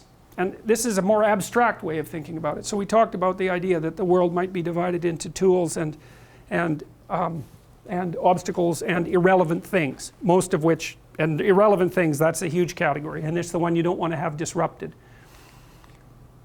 And also that the obstacle category produces more emotion than the tool category. But here's another way of thinking about it. And this is thinking about it more from a purely emotional perspective. When you think about the world as tools, it's dead practical, and it's sort of grounded in the idea of motor usage in some sense. But you can think in an analogical fashion about the same system in a slightly different manner. You're in the situation that you're in right now, and that's not good enough. And so that's another thing that's kind of interesting about people, is they're chronically dissatisfied with the way things are. Well, that's okay, because you wouldn't be motivated to move forward if you weren't chronically dissatisfied with the way that things are. But it's kind of annoying, you know, because you might think, well, why aren't you just happy with what you have? And the answer to that is generally, because I don't know if it's going to last. And so that's part of it. And the other is, well, if the situation shifted a bit, maybe I'd have more options. And some of that would be, it would last longer, it'd be more stable, it'd be more promising. And so you can say, well, you should be satisfied with what you have, but it's kind of really a stupid thing in some sense to tell human beings, because no matter what you have, it isn't going to solve your fundamental problem. So the problem isn't going away, and you can't just fool yourself into saying, well, what I have is great. You could say, I could have a hell of a lot less, and that would be bad, and most people have a lot less than me, and I should be grateful for what I have. That's fine, that's perfectly reasonable, but you're stuck in this, you're stuck with this chronic sense of unfinished business, and the reason for that is, well, you're permanently vulnerable, so how else would you, how could it be otherwise? And even if you've got your problem solved, then there's 3 or 4 people in your family that by no means have got their problem solved, so the problem of problems never goes away. That's an that's a good thing to know existentially too, because it helps you calibrate your life properly. Because you might be thinking, well, if I just got everything together, you know, I'd hit some plateau of satiation and stability, and then I would just be there. It's like, no, that's never going to happen. It's never going to happen. So you might as well just forget about that. What you can, it's a Sisyphus issue, you know, the guy who pushes the rock up the road and up the hill and it rolls back down. I think it was Nietzsche who said we must presume Sisyphus to be happy, something like that. Well, maybe you want to push your damn rock up a hill, you know, it's going to roll down again. It's like, what are you going to do, just sit there by the rock? It's okay to be active, even if the problem you're trying to solve is not fundamentally solvable. That doesn't mean it isn't worth trying to solve. So, although people can despair about it, and it's not surprising. Okay, so another way that I should have really said, instead of predicted outcome here, this is like an old model. This would be a model that I derived from work that was done at least initially in the 60s, or even in the 40s. And that still underlies the thinking of, I would say, the vast majority of psychologists. It isn't that you're predicting outcomes and failing. It's not that. It's that you desire outcomes, and sometimes you get an undesirable outcome. And it's really important to get that distinction correct, because if you're thinking about expectation, it's just a cold cognitive model. It's like a rational model. I know the world, I understand its relationships, I can predict what's going to happen next. And that's what I'm trying to do, is predict it. It's like, no, you're not. You're not trying to predict it. You're trying to get what you want from it. And there's a prediction element to that, which is, well, you know, I'm going to pick that up, so that's a prediction. And that worked, verifying my prediction, but what's missing there is I want to pick that up. And you can't throw that out of the equation, because as soon as you throw motivation out of the equation, then you're stuck with the mystery of perception, right? So how do you organize your perceptions unless you want something? Well, you can't. So you don't get to get rid of the want and just substitute cold expectation. It's a sleight of hand. And the cognitive behaviorists do that they almost always do that. That's how they, well, it's not like a conspiracy or anything. It's perfectly reasonable to have a simplified model for the way that people act, but you don't want to throw motivation and emotion out of the equation, because obviously there's, or embodiment, they're so important. Okay, so forget predicted and unpredicted, think desired and undesired. Okay, so I come walking in here and I have this low level desire, which is to make my way to my podium with the least amount of effort necessary, and I see that that chair's in the way and it's mildly annoying, and so there's something undesired there. So the desired outcome produces positive emotion. It's promise. What's technically speaking, you could also think about it as hope. It's related to the attainment of a goal. It indicates the potential attainment of a goal. That's what hope is, or what promise is. Hope is, I can probably attain this goal. Promise is, if something is promising, it indicates to you that you can probably attain the goal. Or if someone makes a promise to you, then they're telling you that they're going to facilitate movement towards a goal. And so that's the emotional level that the dopaminergic system works on. Again, it's promise or hope, or technically it's called incentive reward. That's the technical term. But it's the indication that something good is going to happen. Well, so when I see a clear pathway, then I know I can make my goal pretty efficiently, and so it's going to produce just a, well, it's going to produce enough positive emotion to make me walk forward. That's the right amount. So, and so it's interesting, so you can actually use this when you're thinking about room design or house design. It's like, so you're in a room, you think, well, what am I going to use this room for? It's like, okay, you sort that out. Well, then you want to make the pathways to that use as clear and pristine as possible, unless you want to put in some interesting variation just for, you know, decoration. But fundamentally what you're trying to do is to set up the environment so that it facilitates the actions you intend to pursue there. If you go into your room and it's all covered with stacks of paper and they're all messy, you know, and you know, the bed isn't made and there's rubbish everywhere, by your definition of rubbish, then what you're doing basically is walking into a room of snakes. And it's the same system that's responding to all of those undone things that would respond to snakes. You know, not like a cobra that's right beside you, but it's the same damn circuitry. It's the circuitry that responds to chaos. It's the circuitry that responds to the dragon of chaos that makes you uncomfortable in a room like that. It's not explored territory. It's not a place where you can easily see the proper relationship between the tools and the obstacles. It's not a place that you can make things irrelevant, not at all. In fact, it's a place full of obstacles. Well, how are you going to be comfortable in a room like that? It's full of things that get in the way of your goals. You're going to be nervous in there all the time. So it's like it's full of envelopes that you haven't opened, and most of them have bad news in them. You're not going to be comfortable in a room like that. You think, well, can't you just ignore those envelopes? It's like, well, it's a stupid way of looking at it. So, promise produces hope / pleasure, curiosity, all the incentive reward related emotions sort of fit in that box. And then undesired outcomes produce threat. They're threats, and they produce anxiety. But that's not even exactly right. That's in an elementary discussion of the role of comparator systems in the brain, which we'll talk about in more detail. The general notion is that the violation of an expectation produces anxiety. And that's a pretty good model. And it's got some support from the psychophysiological, pharmacological literature, because if you give animals anti-anxiety agents like benzodiazepines or alcohol or barbiturates, they do respond less to the violation of, quote, expectancy. It does dampen the response. But it's an oversimplified model, and to get understanding of human behavior correct, you have to expand it a bit. It isn't precisely that unpredicted outcome is a threat and it produces anxiety. It's that unpredicted outcome makes the irrelevant relevant, and it produces an undifferentiated emotional and motivational state. It's a better way of thinking about it, because it isn't just that you don't just get anxious, for example. If something goes wrong, you get anxious, you get angry, you get curious, you get frustrated, you get depressed. Like, it's a whole bursting forward of emotions and motivational states. And that's because when something doesn't work the way it's supposed to, even when you just encounter an obstacle, it means that the way that you're construing the landscape is wrong in some manner.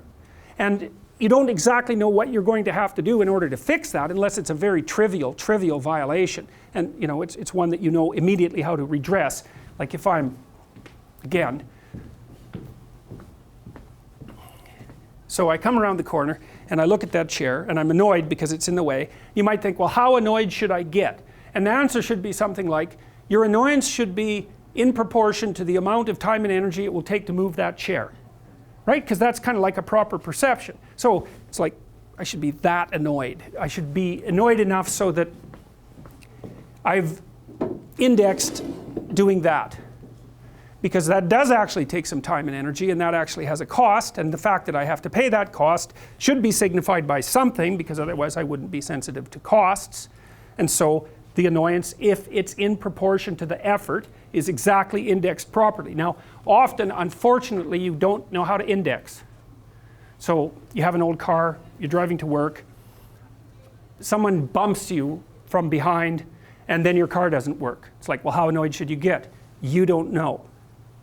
That's a problem. And so then all of a sudden a bunch of things that were irrelevant, which is the whole damn car, poof, become relevant. Plus you have to deal with this person that just ran into you, and what are they like? Well, they're stupid enough to run into you, so you don't know what else might be wrong with them, and maybe they're going to be a bunch of trouble and you have to get their insurance information, and now you're on the side of the road and you don't know if you're going to go to work. And so that's when your emotions can unravel, because they're trying to compute the effort and time you're going to have to take in order to rectify this, and the span, what do you call it, the domain that is opening up as a consequence of the problem isn't easy to map. And so you get stressed. And you go home and you say, I had a stressful day. And the person says, what happened? Well, someone hit me on the highway. And they go, oh, that's terrible. They figure that out. It's like, well, I was in this little map. It was only this long. I was just going from here to here. And all of a sudden, poof!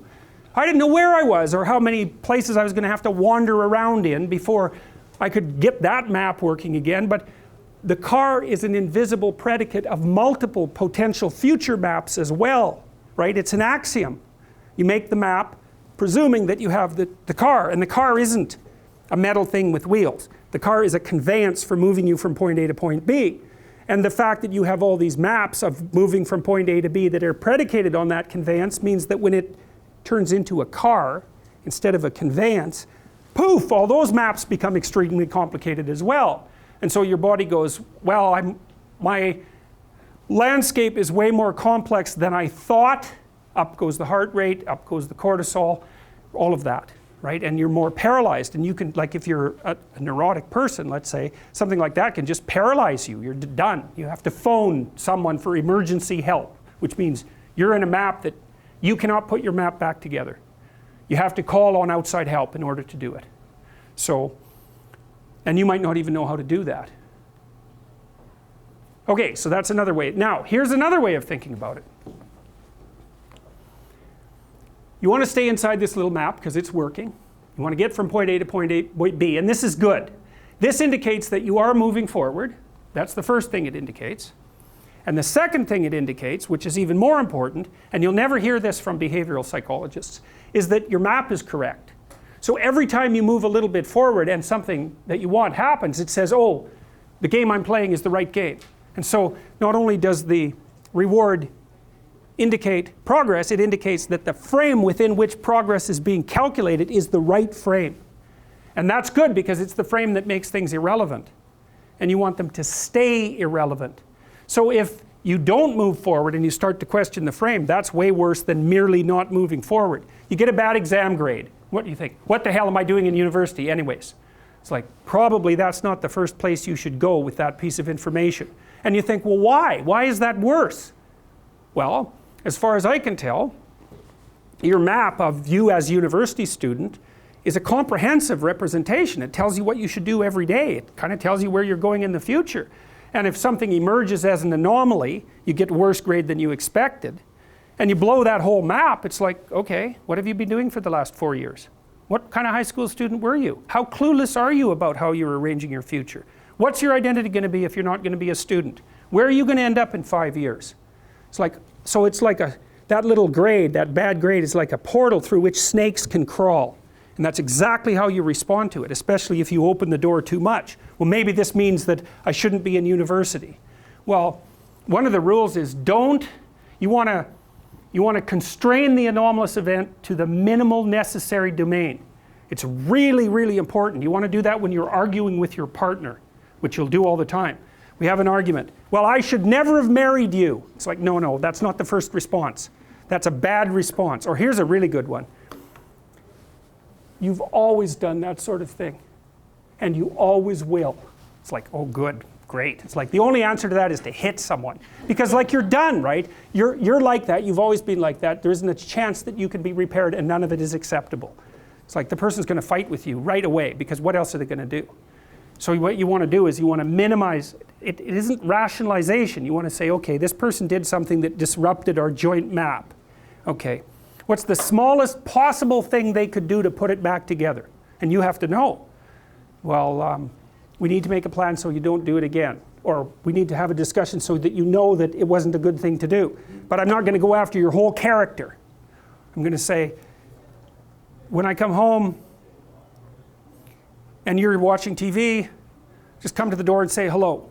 Not, don't you love me, or something like that. It's like, no, you just have to walk to the door and like give me a hug or something, and then that's good enough. And so then the other person might be able to tolerate that much corrective information, maybe, if you're kind of nice about it, and you also understand that they're probably going to have something equally horrible to say about you in the next 15 minutes, because you're going to do something stupid. So you don't want to open the door so that every possible snake comes crawling through, because that's a pathway to depression. And you actually see that happening in depressed people, is that every small event produces a cascade through their entire value system, and they end up saying, well, that's just another reason that I should jump off a bridge. And they really see it that way. It's really awful, because they've got no defenses. It's like, well, I didn't do so well in this course. It's like I'm going to get a bad mark in the exam. I'm going to get a bad mark in the course. That's going to screw up my ability to finish my degree. I'm never going to get into the field of my choice. It's just another piece of indication that I'm useless and that life isn't worthwhile. Bang, I'm going to jump off a bridge. And if you're really depressed, it's like each of those things hits you with the certainty of truth.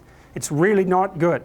And so you want to be careful. You want to be careful about walking down that pathway when you make a mistake. You think, okay, what's the narrowest framework of interpretation within which I can understand this that will require minimal behavioral change to decrease the probability that it will happen again? It's mental hygiene, fundamentally. Yes? When you say that these frames are scalable, yeah, there's multiple at the same time? We'll get to that. We'll get to that. That is the next question. It's because they don't exist in isolation. So, and that's another thing frequently, when you hear behavioral accounts of cognitive processes, they generally only focus on it as if it's an isolated thing. It's not. It's scalable. It's scalable a bunch of ways. It's scalable temporally, because what you do now is associated with what you'll do tomorrow, and that with what you'll do next week, and so forth. So it has to be scalable temporally. And it's also scalable socially, right? So it has an effect on you, that has an effect on your family, that has an effect on the community, and so forth. And so you don't want to take, it's very difficult to think through the effect of your action on all those scaling levels simultaneously, but you have mechanisms that allow you to do that. And I think that the sense of, let's assume that you're not lying to yourself constantly, so your head isn't full of chaos and garbage, and you have reasonable relationships with people in the world. I think that, and this is leaping way ahead, I think that your sense of meaningful engagement with what you're doing is the psychophysiological marker that you're acting in a way that takes all of the stacked representations into account simultaneously. Because you're trying to figure out where you are. And you might think, well, that means where I am in this room. But look, this room is not a simple thing, right? It's nested. It's a subset of the university. That's a subset of society. It's a subset of your life. The room is a complicated thing. And you need to figure out where you should be in the room. And you can't do that surely with perception, because all you see is me and some of the wall, right? You got this little narrow portal. And so you can't really rely on your perceptions to orient you. But you do orient yourself, and I think what you do is it's engagement. It's like, does this seem meaningful and deep and engaging? Yes. Then it's an indication that it's serving multiple masters simultaneously. So maybe both socially and also temporally. And so I think the sense of meaning is actually an instinct that orients people in time and space. It's not an epiphenomena. It's the most fundamental form of perception. And that's the only optimistic thought that I've ever been able to derive from psychology, is that that actually could be true. It could be that the sense of meaning is an orienting reflex. And that would be wonderful if it was true, because it would make it real, and it's one of the, one of the devastating elements of nihilism is something like, well, who the hell cares what you're doing? What difference is it going to make in a million years? It's like your sense of meaning is just an illusion. You're a limited creature in a limited place, and nothing you do really matters. It's like, that's a powerful argument, especially if you're an objective materialist and a reductionist. It's a killer argument, but it looks to me like it's wrong. It's actually wrong, because meaning looks to me like it's an actual phenomenon. It does say that you're positioned properly between chaos and order, or something like that. It's real. So we'll see. We're going to develop that argument, because if it's real, you want to know that, because it gives you something to stand on. Maybe it's as real as pain, but it's not pain. It's something positive, and you need something positive that you can rely on. All right, so we're concentrating now on the unpredicted outcome, or the undesired outcome, because we said, well, that's like a portal, right? It's a portal through which doubt can pour, and it's the thing that makes the irrelevant relevant again. And so that's why I used this little diagram. It's like, that's a fear face, roughly speaking. And I put all those stripes on it to indicate that it's not just fear, it's preparation for all sorts of different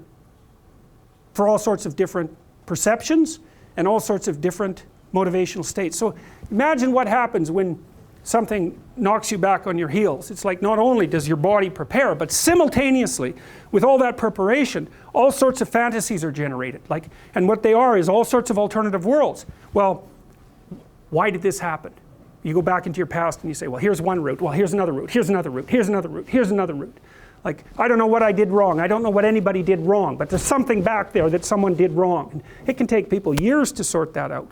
And so those fantasies are all generated. And then the same thing happens with the future. It's like, well, what does this mean? Well, it could mean this, it could mean that, it could mean I'm getting divorced, it could mean I'm losing my house, it could mean I'll never talk to my kids again, it could mean that my career is going to collapse. Right? Or maybe I'll be able to get out of this stupid job that I've always hated and something better will happen. All at the same time. So that's the response to anomaly. And the reason you respond that way is because you're no longer where you thought you were.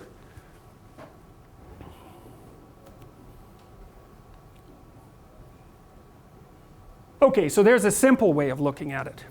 So what does an unpredicted or anomalous event mean? And I think this is maybe the most important thing, the most important theme of the entire class might be, what does an unpredicted or undesired outcome mean? The only thing that would be equally important is, what should you do about it? But we'll start with what it means. And the answer is, well, you don't know what it means. It could mean anything. And that's a strange category, right? The category of anomalous events contains indefinite possibility. So what the hell do you do about that? Well, you prepare to do a variety of things. You can simplify it and say, well, it's half threat because something bad might happen, and it's half promise because something good might happen. Okay, so that's a good way of thinking about it. It's a portal. All of a sudden, instead of the thing being irrelevant, the thing is ambivalent. It contains some slice of all possible meanings, positive and negative. Okay, so you're trying to sort that out. That's partly why it's so stressful too. And anger is a good response to that, because anger is partly an advanced emotion, because it's got a positive emotion element, which is why anger can be righteous, But it's got a negative element too. It's negative emotion and positive emotion at the same time. So it's like the canonical stress emotion. So, but it's very hard on people, anger. It's very psychophysiologically demanding. So I started with that model, and then I developed it into this model, which I like better. So you're moving from, you haven't seen this because it's not in the book. You're moving from point A to point B, and you're using your actions, your known actions, to get there. Okay, and what happens? You run into an anomaly, and it's like a hole. It's a hole through the map. It's like a hole is burned in it or something like that. And the map's no longer relevant. And so what happens?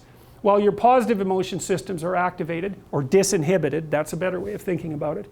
And your negative emotion systems are disinhibited. And what might those be? Well, in positive emotion you have hope and interest and exhilaration and curiosity and confidence.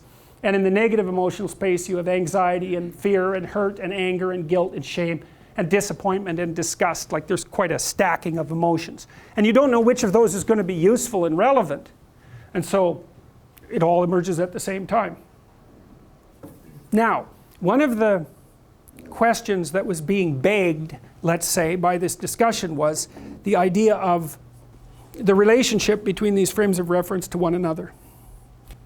I'm going to describe that relationship because one of the things that I want to describe to you is how you determine how upset you should be when something anomalous happens, because it's really hard to figure out, right? So because, well, you see this often, especially if you're unsophisticated in dispute settlement with an intimate partner. Every little bump in the relationship is the potential dissolution of the entire relationship. That's actually why people get married, you know, just so you know, because this is built into marital vows. I'm not leaving ever, no matter what. It's like, okay, well, that definitely puts a boundary around our arguments, right? Because I can't say every time you manifest one of your flaws, which you're likely to do just as often as me, well, enough of this. It's like, that's horrible, man. If your whole life is, well, every time you get out of line, I'm out of here. It's like, how the hell are you? First of all, you're not going to admit to ever doing anything wrong. Second, you're going to be on your, you're like a scared cat the entire relationship because, well, who knows, it could just come to an end at any moment. It's like, you know, people say, well, if the possibility of divorce is open, it makes you free. It's like, yeah, that's what you want. You want to be free, eh? Really? Really? So you can't predict anything. That's what you're after. It's a vow. And it says, look, I know that you're trouble. Me too. So we won't leave, no matter what happens. Well, that's a hell of a vow, but that's why it's a vow, right? That's why you take it in front of a bunch of people. That's why it's supposed to be a sacred act. It's like, what's the alternative? What's the alternative? Everything is mutable and changeable at any moment. Well, go ahead, you live your life like that and see what you're like when you're 50. Jesus, it's dismal. 2 or 3 divorces, your family's fragmented, you've got no continuity of narrative. And it's not good for the kids, not by any stretch of the imagination. And so it's a form of voluntary enslavement, I suppose, but it's also equivalent to the adoption of a responsibility. And there's more to it than that. If you can't run away, then you can solve your problems. Because it might be, okay, well, I'm stuck with you. So how about we fix things? Because the alternative is we're going to be in a boxing match for the next 40 years. That's the alternative. So, and you think you're going to fix problems without something like that hanging over your head? There isn't a chance. You'll just avoid them because that's what people do. It's really hard to solve problems, especially in a relationship. We're having a fight and I find out that it's, you know, because you were abused by your uncle when you were 5 or some goddamn thing. You know, it's like, it's very frequent that that sort of thing happens. There's your partner is, you know, manifesting some weird anomalous behavior. You just can't make heads or tails of it. It doesn't seem related to what you're doing at all. They don't want to talk about it. And so as soon as you bring it up, they get mad. And then you bring it up again, they even get madder and they tell you that they're not going to talk about that or they're going to leave. And so maybe you're really, really persistent because you're kind of a son of a bitch, and then they break down and cry, you know, and then they have this horrible memory that comes flooding forward that's completely, you don't know what to do with it, and then you have to sort it out. It's like, you think you're going to do that unless there's a good reason? You have to know, we better sort this out or we're going to be carrying it around for the next 40 years. That maybe is enough motivation so you'll actually try hard to solve a problem. It's a lot easier to say, well, sorry, we're not going there. But then, good, you'll have it every day, every goddamn day for the rest of your life. Anyways, back to this. All right, so what's the relationship between your frames of reference? Well, let's do it this way. Let's see if I can think of a good example. Why'd you get up this morning? Okay, why? Why did you want to come to class? To, This class? yes. Okay, so why do you want to come? This is a serious question. Why did you want to come to class? To get the knowledge that is going to be, that is something I'm going to be tested on. Okay. Is there any reason other than the testing that you came to class? It's okay. You can. This is not a trap. You can say whatever you want. They're just straight questions.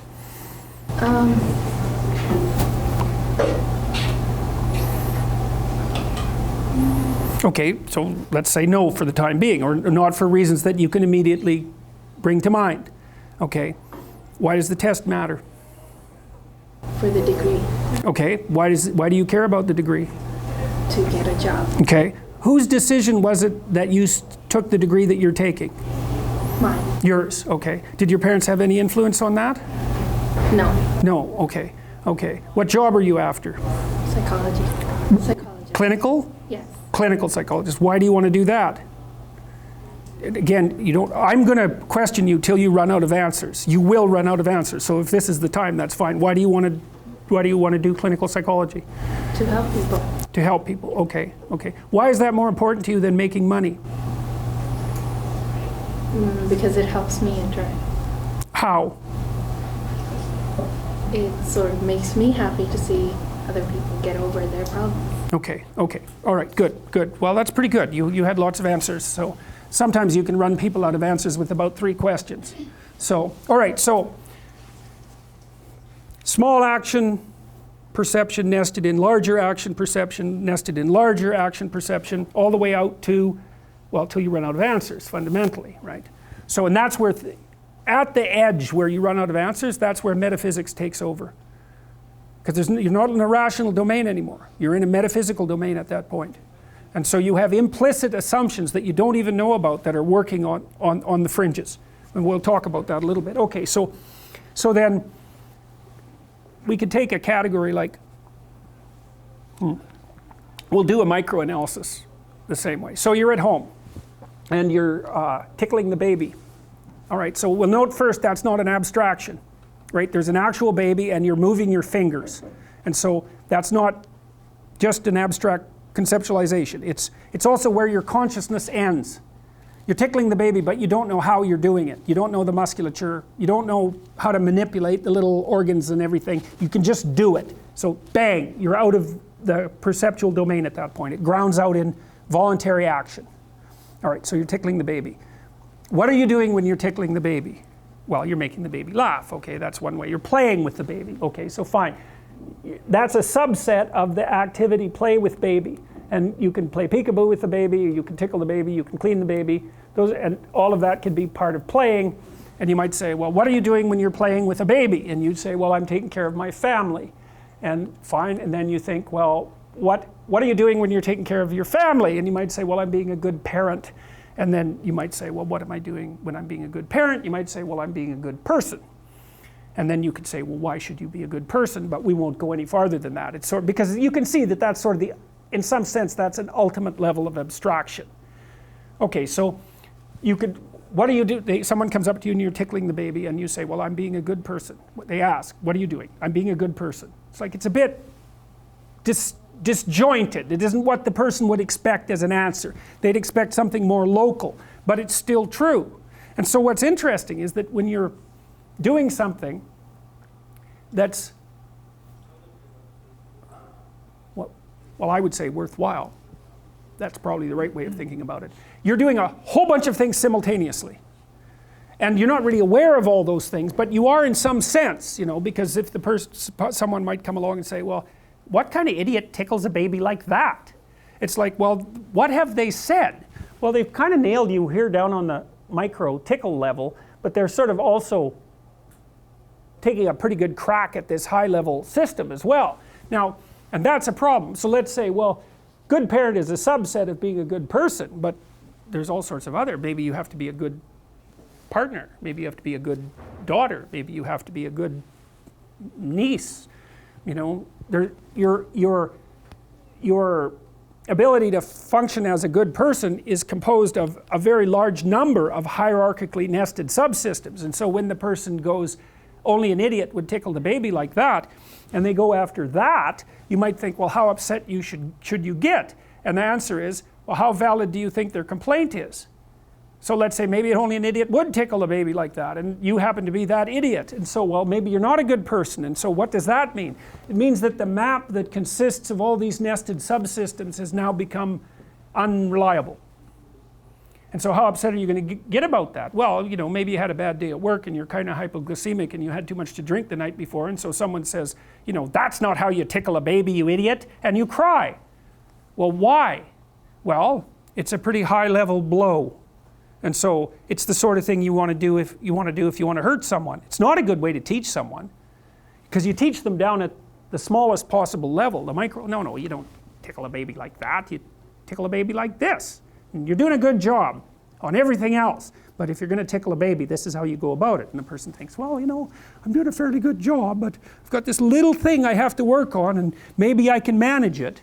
And so that works. And that works, and you can have some sympathy for the person at the same time, because you might say, well, I used to tickle babies like an idiot too, but you know, it's fixable, and most of you is okay.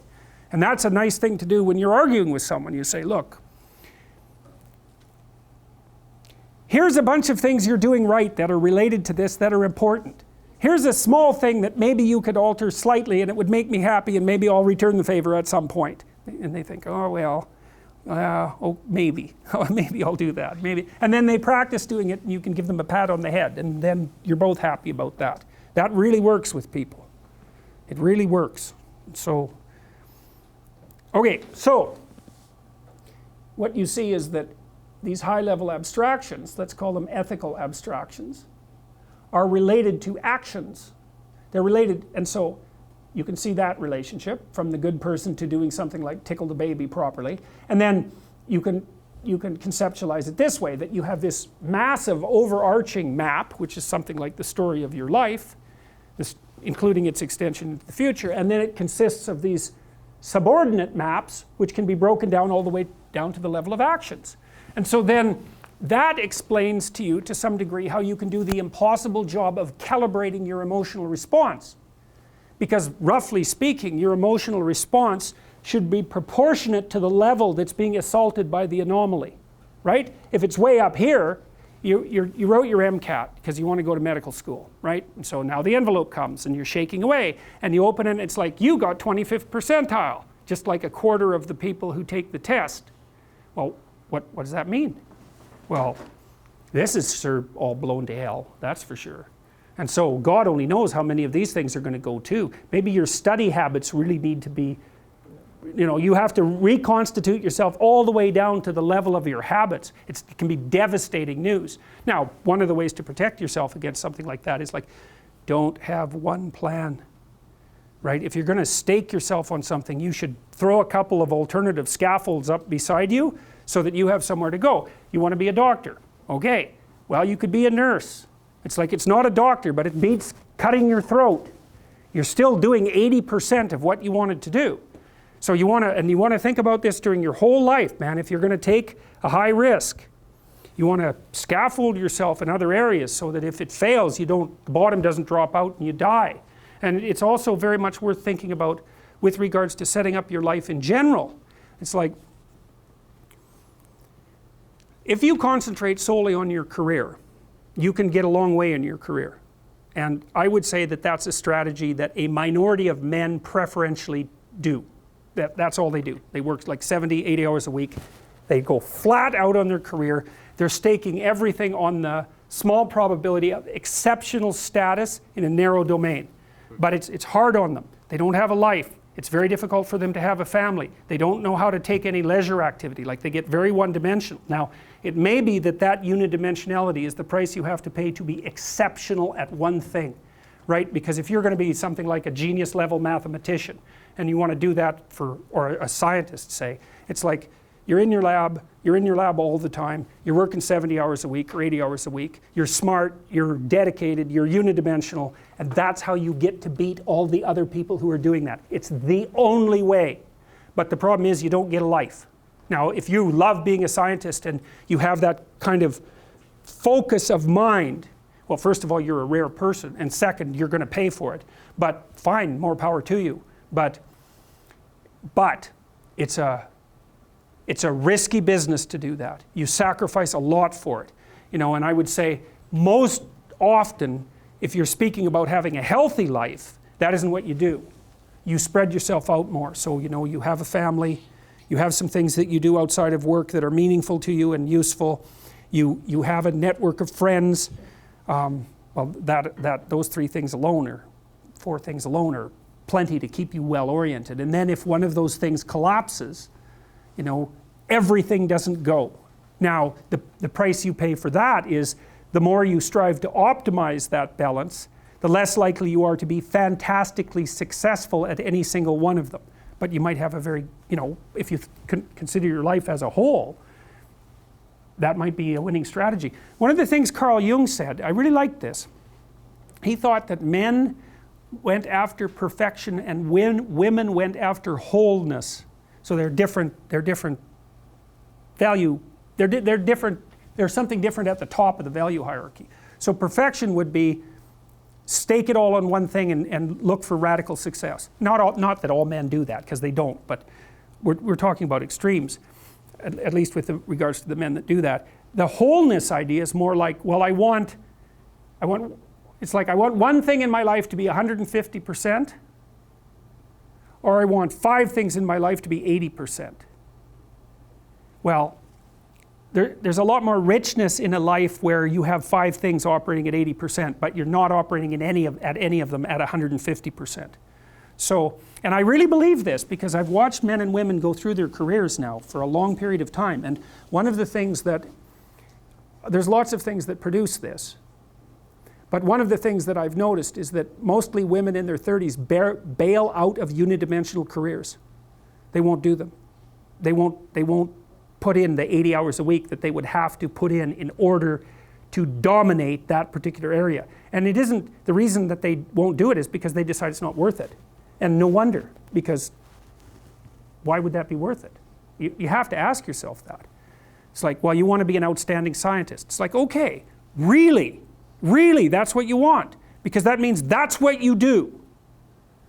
Because you're competing with other people, you know, they're smart, they're hardworking, and if you want to be at the top, you have to be smarter and work harder than any of them. And working hard means working long hours. I mean, it also means working diligently, but in the final analysis, it's also an additive issue. If I'm smart and hardworking and I can crank out for 70 hours a week, and you do it for 30, it's like, in 2 years, I'm so far ahead of you, you will never, ever catch up. So, anyways. And I think partly, maybe part of the reason too that women are oriented that way more than men, I think there's 2 reasons. One is socioeconomic status does not make women more attractive on the mating market, but it does make men more attractive. And the second is women's time frame is compressed, right? Because guys can always say, well, I'll have kids later. And they can say that till they're like 80. Whereas women, it's like, no way, man, you got to get it together by the time you're, let's say 40, but really probably by 35, but definitely by 40, because otherwise it ain't happening. And that's bloody dreadful. Like, the most unhappy people you ever see, no. No. One of the common routes to extreme unhappiness is to want children and not have them. I wouldn't recommend that. You know, you see couples who are in their 30s. 1 couple in 3 over the age of 30 has fertility problems. That's defined as inability to conceive after 1 year of trying. 1 in 3. So it's worth thinking about, because people are very, very unhappy if they want to have kids and then they can't. Man, you're in the medical mill for 10 years if that's what happens to you. So, okay, so anyways, back to this. I think what I'll do, what time is it? Because I'd have to open up a whole new can of worms, so to speak, to do the next part. So I think actually what I'm going to do is just recap what we did and then stop. Or maybe we can have some questions, or maybe we can call it an early day. Okay, so what is the fundamental issue here? What did we discuss today? All right, so you're in a frame, and we've laid out its characteristics. It has a goal in it, it has a current position in it, it has rules for operating within it. It governs your perceptions, which is a really critical thing to understand. And while governing your perceptions, it tells you what's useful to you and what gets in your way, but most importantly, it tells you what you don't have to pay attention to. So as long as your damn frame is functional, you can ignore most of the world. And that means your stress level is way lower than it would normally be. Okay, so perception, motivation, all of that's integrated into those frames. And then the emotional element comes out in that when you're within a frame, things that move you forward and validate the frame are positive, and things that get in your way and invalidate the frame are negative. And then the next issue is, well, if your frame is invalidated, exactly what does that mean? And you can't answer that without thinking about the hierarchy of frames, because if you're lucky, it just means your frame needs a minor alteration. That would be equivalent to Piagetian assimilation in some sense, right? You can stay in the frame, you just make a small adjustment. I think the Piagetian distinction between assimilation and accommodation is technically inaccurate because it's a continuum, right? I mean, if I want to grab your pen, I have a little frame that will enable me to do that. You say, well, I'm staying within the frame to move that out of the way, but actually I'm not. What I'm doing is I'm doing a small micro revolution in the frame, moving that to pick that up. And so I think accommodation, there's no hard distinction between assimilation and accommodation, it's a continuum. So you'd say, well, if the top end of your map gets blown out, that requires accommodation. And if it's just a little micro change at the bottom, that's assimilation. But there's no real difference between this except for scale. And there's kind of a continual scale, not an absolute dichotomy. So, okay, so anyways, back to the emotion. Something happens and it isn't what you wanted. What does that mean? Well, it could mean anything. What you do is you start trying to micro adjust the frame at the highest level of resolution, but then you might find that you can't do that, so you have to jump up to the next one. You have to jump up to the next one. You have to jump up to the next one. And each time you do that, the psychophysiological cost increases. So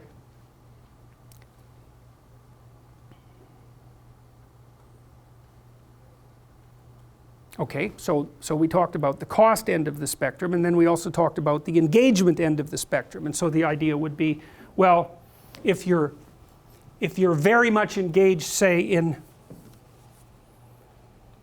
let's go to that again.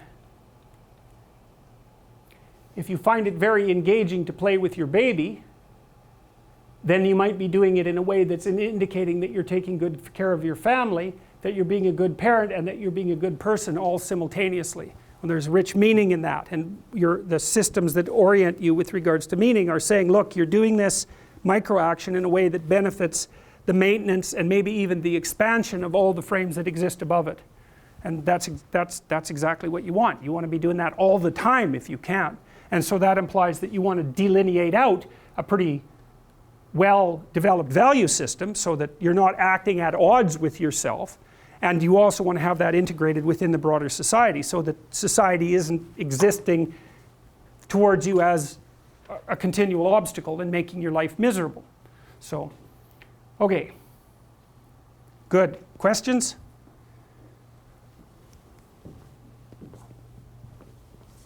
Any of that not make sense, or do you have any objections to it?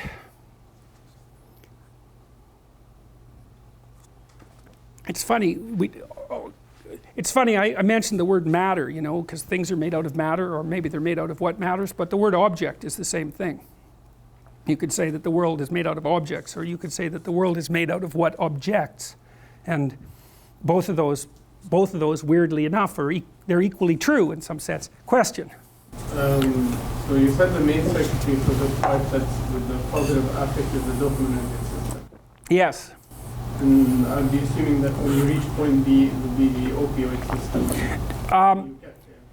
No, it's the serotonin system in all likelihood. So serotonin seems, so the question was positive emotions mediated by dopamine when you're advancing towards something, say, or when you have a cue that something good is about to happen. What is the system that mediates positive emotion at the satiation level? And if I can add the negative affect one Yep. as well. What is the circuit for that? Yep, okay. Well, let's start with the satiation issue. That seems mostly regulated by serotonin. The opiate issue is, there are other forms of specific reward that don't seem to be merely motivated or merely underpinned by dopamine. And the opiate system would be one of those. There's an oxytocin system as well. So there are other biochemical systems that are involved in more specific forms of reward. But the thing that's common among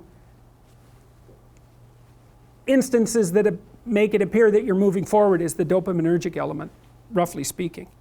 And then one of the things that happens if you're higher in serotonin because you're more dominant is that you're more satiated all the time. That's why people who are low in the dominance hierarchy with decreased levels of serotonin are more impulsive and also more emotionally dysregulated. They're more impulsive because, hey, you take your positive thing when you can get it. And so they're more dissatisfied. They're more looking for anything that will produce a positive outcome. And then they're also more likely to experience diffuse negative emotion, partly because their serotonin systems are lower, indicating their tenuous status in the dominance hierarchy, meaning that everything they do that's uncertain is far more dangerous.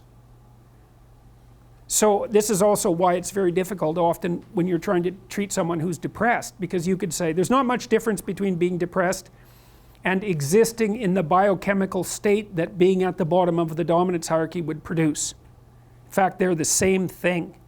Well, then the question is, are you depressed or are you just at the bottom of a dominance hierarchy? Because those are not, like the symptomatology is very, very similar, but the cause and the cure are not the same. You know, because you might be at the bottom of a dominance hierarchy because you're just, everything about your life is ruined. So, and of course you're suffering. Are you depressed? So, no, not exactly. You just have nowhere to go. So, other questions? Yes? I was wondering why people pursue motivations that don't produce this resonance of meaning in this hierarchy that you talked about. Okay, so the question is, why do people pursue rewards that don't produce this resonance? They don't have a value hierarchy. So Pleasure Island, it's a good example. Those kids that were brought there were lost. So they didn't have anywhere to go. They didn't have an identity. So they default to local pleasure. And that's better than none. Although the problem with local pleasure, well, as the narrative made clear, is that you better look out if you're impulsive, because it's going to kick back on you hard. And the reason is, you're only considering the immediate time frame. And the problem is that things propagate across all the time frames. And so just because something works really well this second, cocaine, for example, doesn't mean that it's a tenable solution to the class of all problems. So usually, often, people pursue local pleasure because that's the best they can imagine. It's the best they've been taught. They don't see another alternative. So it can be ignorance. It can be they don't want to adopt the responsibility, because part of the problem with working at every level of the hierarchy simultaneously is that it's like dancing to a very complex waltz, let's say. You have to be paying attention to a very large number of things simultaneously and doing things right. It requires responsibility. And so, you know, it's a pain. It's a weight. Part of the reason people drink alcohol is to get rid of their responsibility. I mean, that's, you know, you hear people drink because they have problems. It's like, yeah, no. Some people drink because they're anxious, and alcoholics drink because they're in withdrawal. But young people drink because they're sick and tired of being responsible, because it's annoying. It's like, so I'll drink enough, I won't care about the medium to long-term consequences, because alcohol, that's exactly what alcohol does. It doesn't make you ignorant of the medium to long-term consequences, but it makes you not care about them. And partly it's because it dampens anxiety. So it dampens anxiety, leaves your positive emotion circuits intact, so then you can go out there and do stupid fun things. And that's a party, really. Let's go do stupid fun things. That's a party. But the medium to long-term consequences it's risky. It doesn't mean you shouldn't do it, but it's risky. So, yeah, they don't know better. That's the answer, I would say. So, yes? I can't fully, well, when you're talking about responsibility, it seems like that bounds a person to a certain frame. And That's why conservatives and liberals don't get along. Because conservatives do bind themselves to a particular frame. They're conscientious and low in openness. And the liberals say, doesn't that just bind you to a particular frame? And it's like, yeah, it does. And that's a problem. So, yes. But in terms of being aware of the multiple levels, it takes, within a frame, it takes a certain amount of tolerance of the unbearable present for that to reach the edge of that frame to force a person to see a different frame. Is that something that makes sense? Yes, and that's actually where I stopped today. Because that's exactly right. So it's good because both the questions you asked indicated that you're sort of at the next step in the logic process, because you asked about the relationship between these frames with in relationship to one another, and that is the next issue. It's like there's something about responsibility and individuality that I'm curious about. Like responsibility implies a connection to other people. Okay, well, one of the things we are going to talk about in the class is how you address the problem that you just described, which is that this is the Peter Pan story, roughly speaking. Peter Pan is this magical boy. Pan is the god of everything, roughly speaking, right? And so it's not an accident that he has the name Pan. And he's the boy that won't grow up. And he's magical. Well, that's because children are magical. They can be anything. They're nothing but potential. And Peter Pan doesn't want to give that up. Why? Well, he's got some adults around him, but the main adult is Captain Hook. Well, who the hell wants to grow up to be Captain Hook? First of all, you've got a hook. Second, you're a tyrant. And third, you're chased by the dragon of chaos with a clock in its stomach, right? The crocodile. It's already got a piece of you. Well, that's what happens when you get older. Time has already got a piece of you. And eventually, it's got a taste for you. And eventually, it's going to eat you. And so Hook is so traumatized by that he can't help but be a tyrant. And then Peter Pan looks at traumatized Hook and says, well, no, I'm not sacrificing my childhood for that.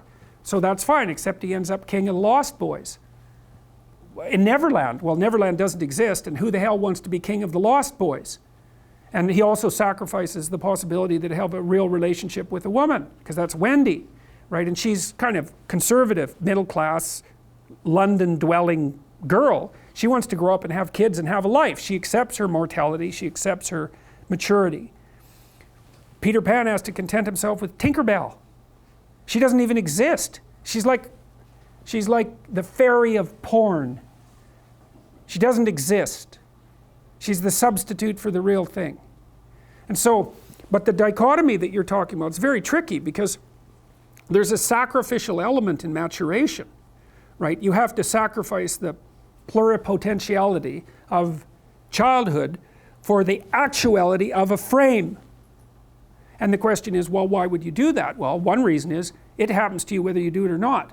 You can either choose your damn limitation, or you can let it take you unaware when you're 30, or even worse, when you're 40. And then that is not a happy day. And I see people like this, and I think it's more and more common in our culture because people can put off maturity without suffering an immediate penalty.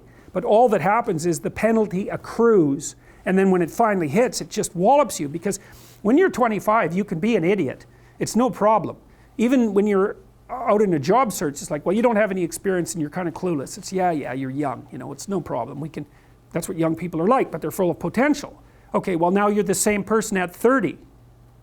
It's like people aren't so thrilled about you at that point. It's like, what the hell have you been doing for the last 10 years? Well, I'm just as clueless as I was when I was 22. It's, yeah, but you're not 22. You're an old infant, right? And that's an ugly thing, an old infant. So part of the reason you choose your damn sacrifice, because the sacrifice is inevitable, but at least you get to choose it. And then there's something that's even more complex than that in some sense, is that the problem with being a child is that all you are is potential, and it's really low resolution. You could be anything, but you're not anything. So then you go and you adopt an apprenticeship, roughly speaking, and then you become something. And when you're something, that makes the world open up to you again. Like if you're a really good plumber, then you end up being far more than a plumber, right? You end up being a good employer. Not that plumbers, I'm not putting plumbers down. It's like more power to plumbers. They've saved more lives than doctors. So, hygiene, right? So, you know, if you're a really good plumber, well then you have some employees, you run a business, you train some other people, you enlarge their lives, you're kind of a pillar of the community, you have your family.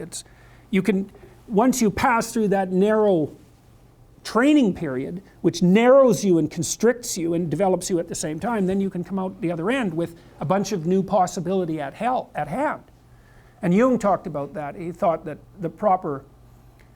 part of the proper path of development in the last half of life was to rediscover the child that you left behind as you were apprenticing. And so then you get to be something and regain that potential at the same time. Very, very smart. Well, he was very, very smart, so that's very wise thing to know. So, yep. Sacrifice.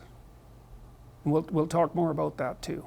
You get to pick your damn sacrifice. That's all. You don't get to not make one. You're sacrificial whether you want to be or not. That's a good thing to know as well. So even though it's rather, you know, it's a rough thing to figure out. But other questions?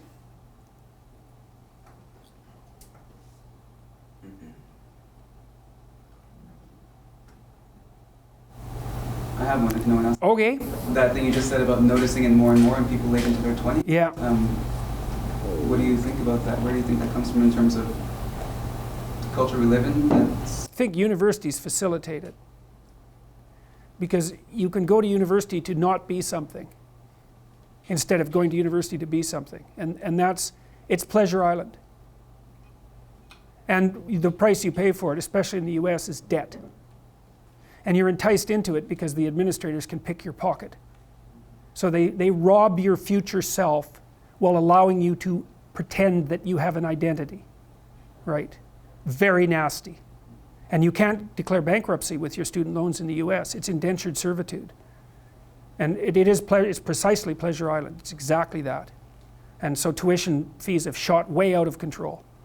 And part of the reason that universities don't make more demands on their students and let them get away with all the things they let them get away with is because they're basically, why the hell would you chase them out? They're $100,000 or more. So they can do whatever they want as long as you get to sell them to the salt mines. Right. So, and you know, it's not the only reason, because the other thing that's happened is that the rate of technological transformation is so fast now, and the rate of turnover of things is that it is genuinely harder for people who are, say, 18 to 20. When I was a kid, roughly speaking, the kind of rough patch for life was probably 14 to 17, something like that. Now I think it's 18 to 25, something like that. And I think the reason for that is that all the jobs that the bloody hippies complained about being doomed to in the 1960s have now disappeared. Their problem was, oh my God, I'm going to have to work for a corporation and get a salary for the rest of my life. You know, and then I'll just end up in it with a pension and that'll be my whole life. It's like, well, it seems like a lot better deal than an endless round of part-time Starbucks jobs. So, you know, some of it is that. There's a space now in our culture that is lacking for people to make that transformation from adolescence into adulthood. And so it's the cost of that is forestalled. It's not a good thing. It's not a good thing. Do you think this is affecting employers maybe in choosing younger people for a job? Maybe saying that they're seeing this slower maturation, or they're saying that this person's got a degree from U of T, but I've heard bad things that degrees aren't worth it. Well, there's a couple of problems with the degrees. Is that everyone has one. That's the first one. Because scarcity matters, obviously. The second thing is that the match between the degree and the workplace has become less and less self-evident. You know, what should happen when you go to university is you should learn how to think and formulate arguments. You should learn to think, speak, and write. That's what the humanities are for. They're to make you dangerous, right? Because if you can think and speak and write, you're deadly. In a complex job, you're exactly what's necessary. But if you don't have that, it's like, what the hell good is the degree? So, I mean, degree in English literature doesn't prepare you for a job. It could make you think, write, and speak, which prepares you for any complex job, and that's what's supposed to happen. But increasingly, I think that doesn't happen. And the employers are waking up to this very rapidly. So, and they've already known that for most complex positions, they have to train their people. Now they're thinking, well, why do I have to bother with the degree if I'm going to train them, if it isn't bringing anything of value? You see this even in fields like law. When I went to do a debate at Queen's University 3 weeks ago, I think, they couldn't get anybody to debate me. You know, the guy had to play devil's advocate. We were talking about Bill C-16. I thought, Jesus, that's so pathetic. I'm talking about legal matters. And I'm at one of the greatest universities in the West. You know, I mean, it's in the top 200, let's say. I couldn't get someone to argue with the stupid psychology professor about law. I had to get a devil's advocate. And so one of the things that was really disheartening talking to the students was they told me, 4 or 5 of them, they're not learning a damn thing in law. It's all social justice nonsense. It's like, well, good, that'll do in the profession. It's being done in any ways because lawyers are being replaced by automation. And so a lot of what they do is dig up information. It's like, well, you can do that on your own. And forms are proliferating like mad. So the law school should be teaching you to be a monster. You better be. But you come out, you're concerned with social welfare. Oh God. It's like, well, there's just nothing to that. It's like, you come out and say you want to be nice to people. Well, that's nice, good, you go right ahead. It's like, I'll go find someone who can do something and you can go be nice to people and see how effective that is. So it's a lot of things that are conspiring in the same direction. People don't have to get married to have sex. So we have no idea what that's going to do, although we know one thing it's done is the only people that get married now are rich. Right? Which is another thing that's really comical, because the feminist idea in the 60s was that marriage was an oppressive patriarchal institution. It's like, okay, fine. Then why do only rich women get married now? Because that is the case. And so for poorer women, the dissolution of marriage has been an absolute catastrophe. They are so screwed because they have kids. So they're working. They've got their 90-hour work week, man, that's for sure. They're much less attractive to potential mates. So they get low-quality men, often parasitical and predatory. So they often have like jobs in retail, for example, which are just dreadful. You don't even know what your schedule is going to be. You get paid hardly anything. You know, it's really, but if, you know, most of the women who are outspoken feminists are on the successful end of the socioeconomic distribution. They're university students or people like that. They don't even know any poor women. So they have no idea what their lives are like, and you would never know because they're at home working, you know, they're either at their horrible job or they're at home slaving away with their kids. So it's not like they're out there telling you what's wrong with them. So. Is there a way to fix this? Like I TA, so sometimes I see in my students a lack of, I guess you'd call it critical thinking. Like when you teach a language, it's almost like it's like a mathematical problem, like a logic association with conjugation of verbs, and I feel sometimes they're lacking in this basic knowledge of just how to put 2 and 2 together. You know, 2 and 2 is 4. The best way to teach people critical thinking is to teach them to write. And I made this little thing that I put online. It's, I don't know if maybe is it in the Psych 434 website? Did I post that rubric for essay writing? But I don't think it actually went through. I think but it is still on 430. That's how I got it. Is it not on 434? Is that not working? The email must not have gone through when you were doing it. Oh. Yeah, but I still found it. It's still in 430. Oh, okay. Well, there's an essay. Oh, that's too bad. It's not on the Psych 434 website even? I didn't check. Because I updated it. Anyways, I have this guide to writing that if it isn't on the 434 website, it is definitely on the 430 website. And it steps people through the process of writing. Because what's happened now, it's very hard to teach people to write because it's unbelievably time intensive. And like marking a good essay, that's really easy. Check A. You did everything right. Marking a bad essay? Oh my God. The words are wrong, the phrases are wrong, the sentences are wrong, they're not ordered right in the paragraphs aren't coherent, and the whole thing makes no sense. So trying to tell the person what they did wrong, it's like, well, you did everything wrong. Everything about this essay is wrong. Well, that's not helpful either. You have to find the few little things they did half right, and you have to teach them what they did wrong. It's really expensive. And so what I did with this rubric was try to address that from the production side instead of the grading side. But the best thing you can do is teach people to write, because there's no difference between that and thinking. And one of the things that just blows me away about universities is that no one ever tells students why they should write something. It's like, well, you have to do this assignment. Well, why are you writing? Well, you need the grade. It's like, no, you need to learn to think, because thinking makes you act effectively in the world. Thinking makes you win the battles you undertake, and those could be battles for good things. If you can think and speak and write, you are absolutely deadly. Nothing can get in your way. So that's why you learn to write. It's like, and I can't believe that people aren't just told that.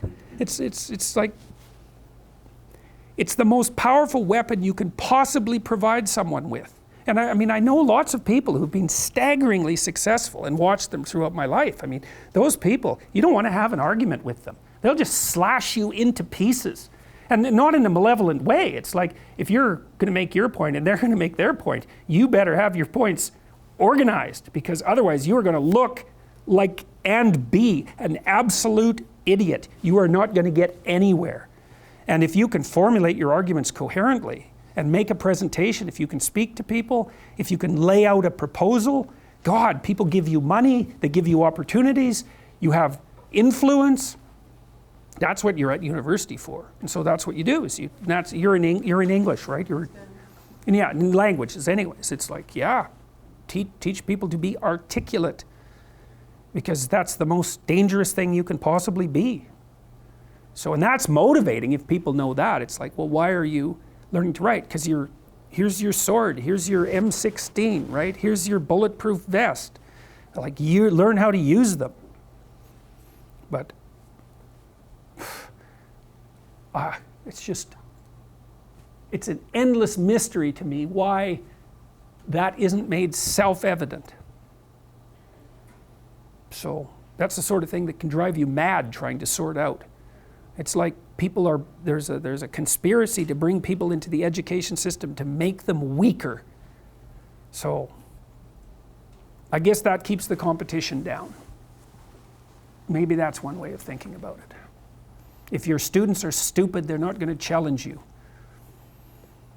So, other questions? Disagreements? I mean, it's a pretty harsh indictment of the university system. When you were talking about marriage, you kind of made a point that if you stay, which is, of course, a really good point, you have more probabilities to get to a solution, right? Yeah. But that is also like, if it's also assuming that you will always get to a solution. Yes, true. Yes, yes. No, but a solution that will keep the marriage. True. Well, you know, there used to be, before the divorce laws were really liberalized, you could sue for irreconcilable differences. And sometimes people do find themselves in that situation. It's like one person wants children and the other person doesn't. It's like, that's a tough one. It's a tough one to negotiate. So I'm certainly not saying that just because you lock yourself into like two cats in a barrel, that will make you solve your problems, because problems are hard to solve and sometimes you can't solve them. I was just pointing out what the cost of leaving the back door open is, and it's a big cost. And you know, one of the things I see too is that people's identities fragment increasingly across time. You know, one of the things that you have as you age is something like the continuity of your life.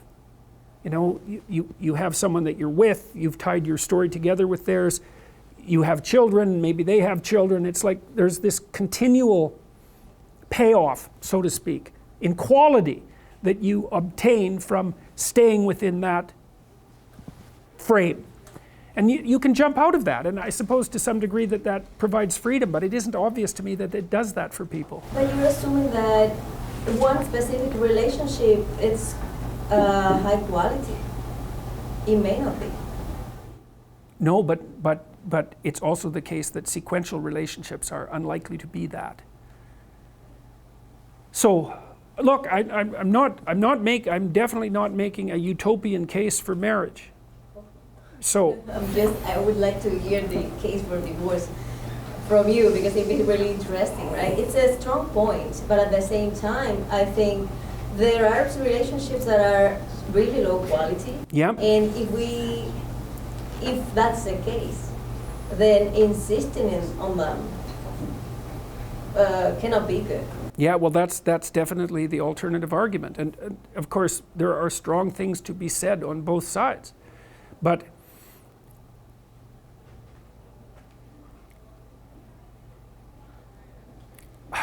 see, there's some additional problems with divorce that people don't really grasp when they're young.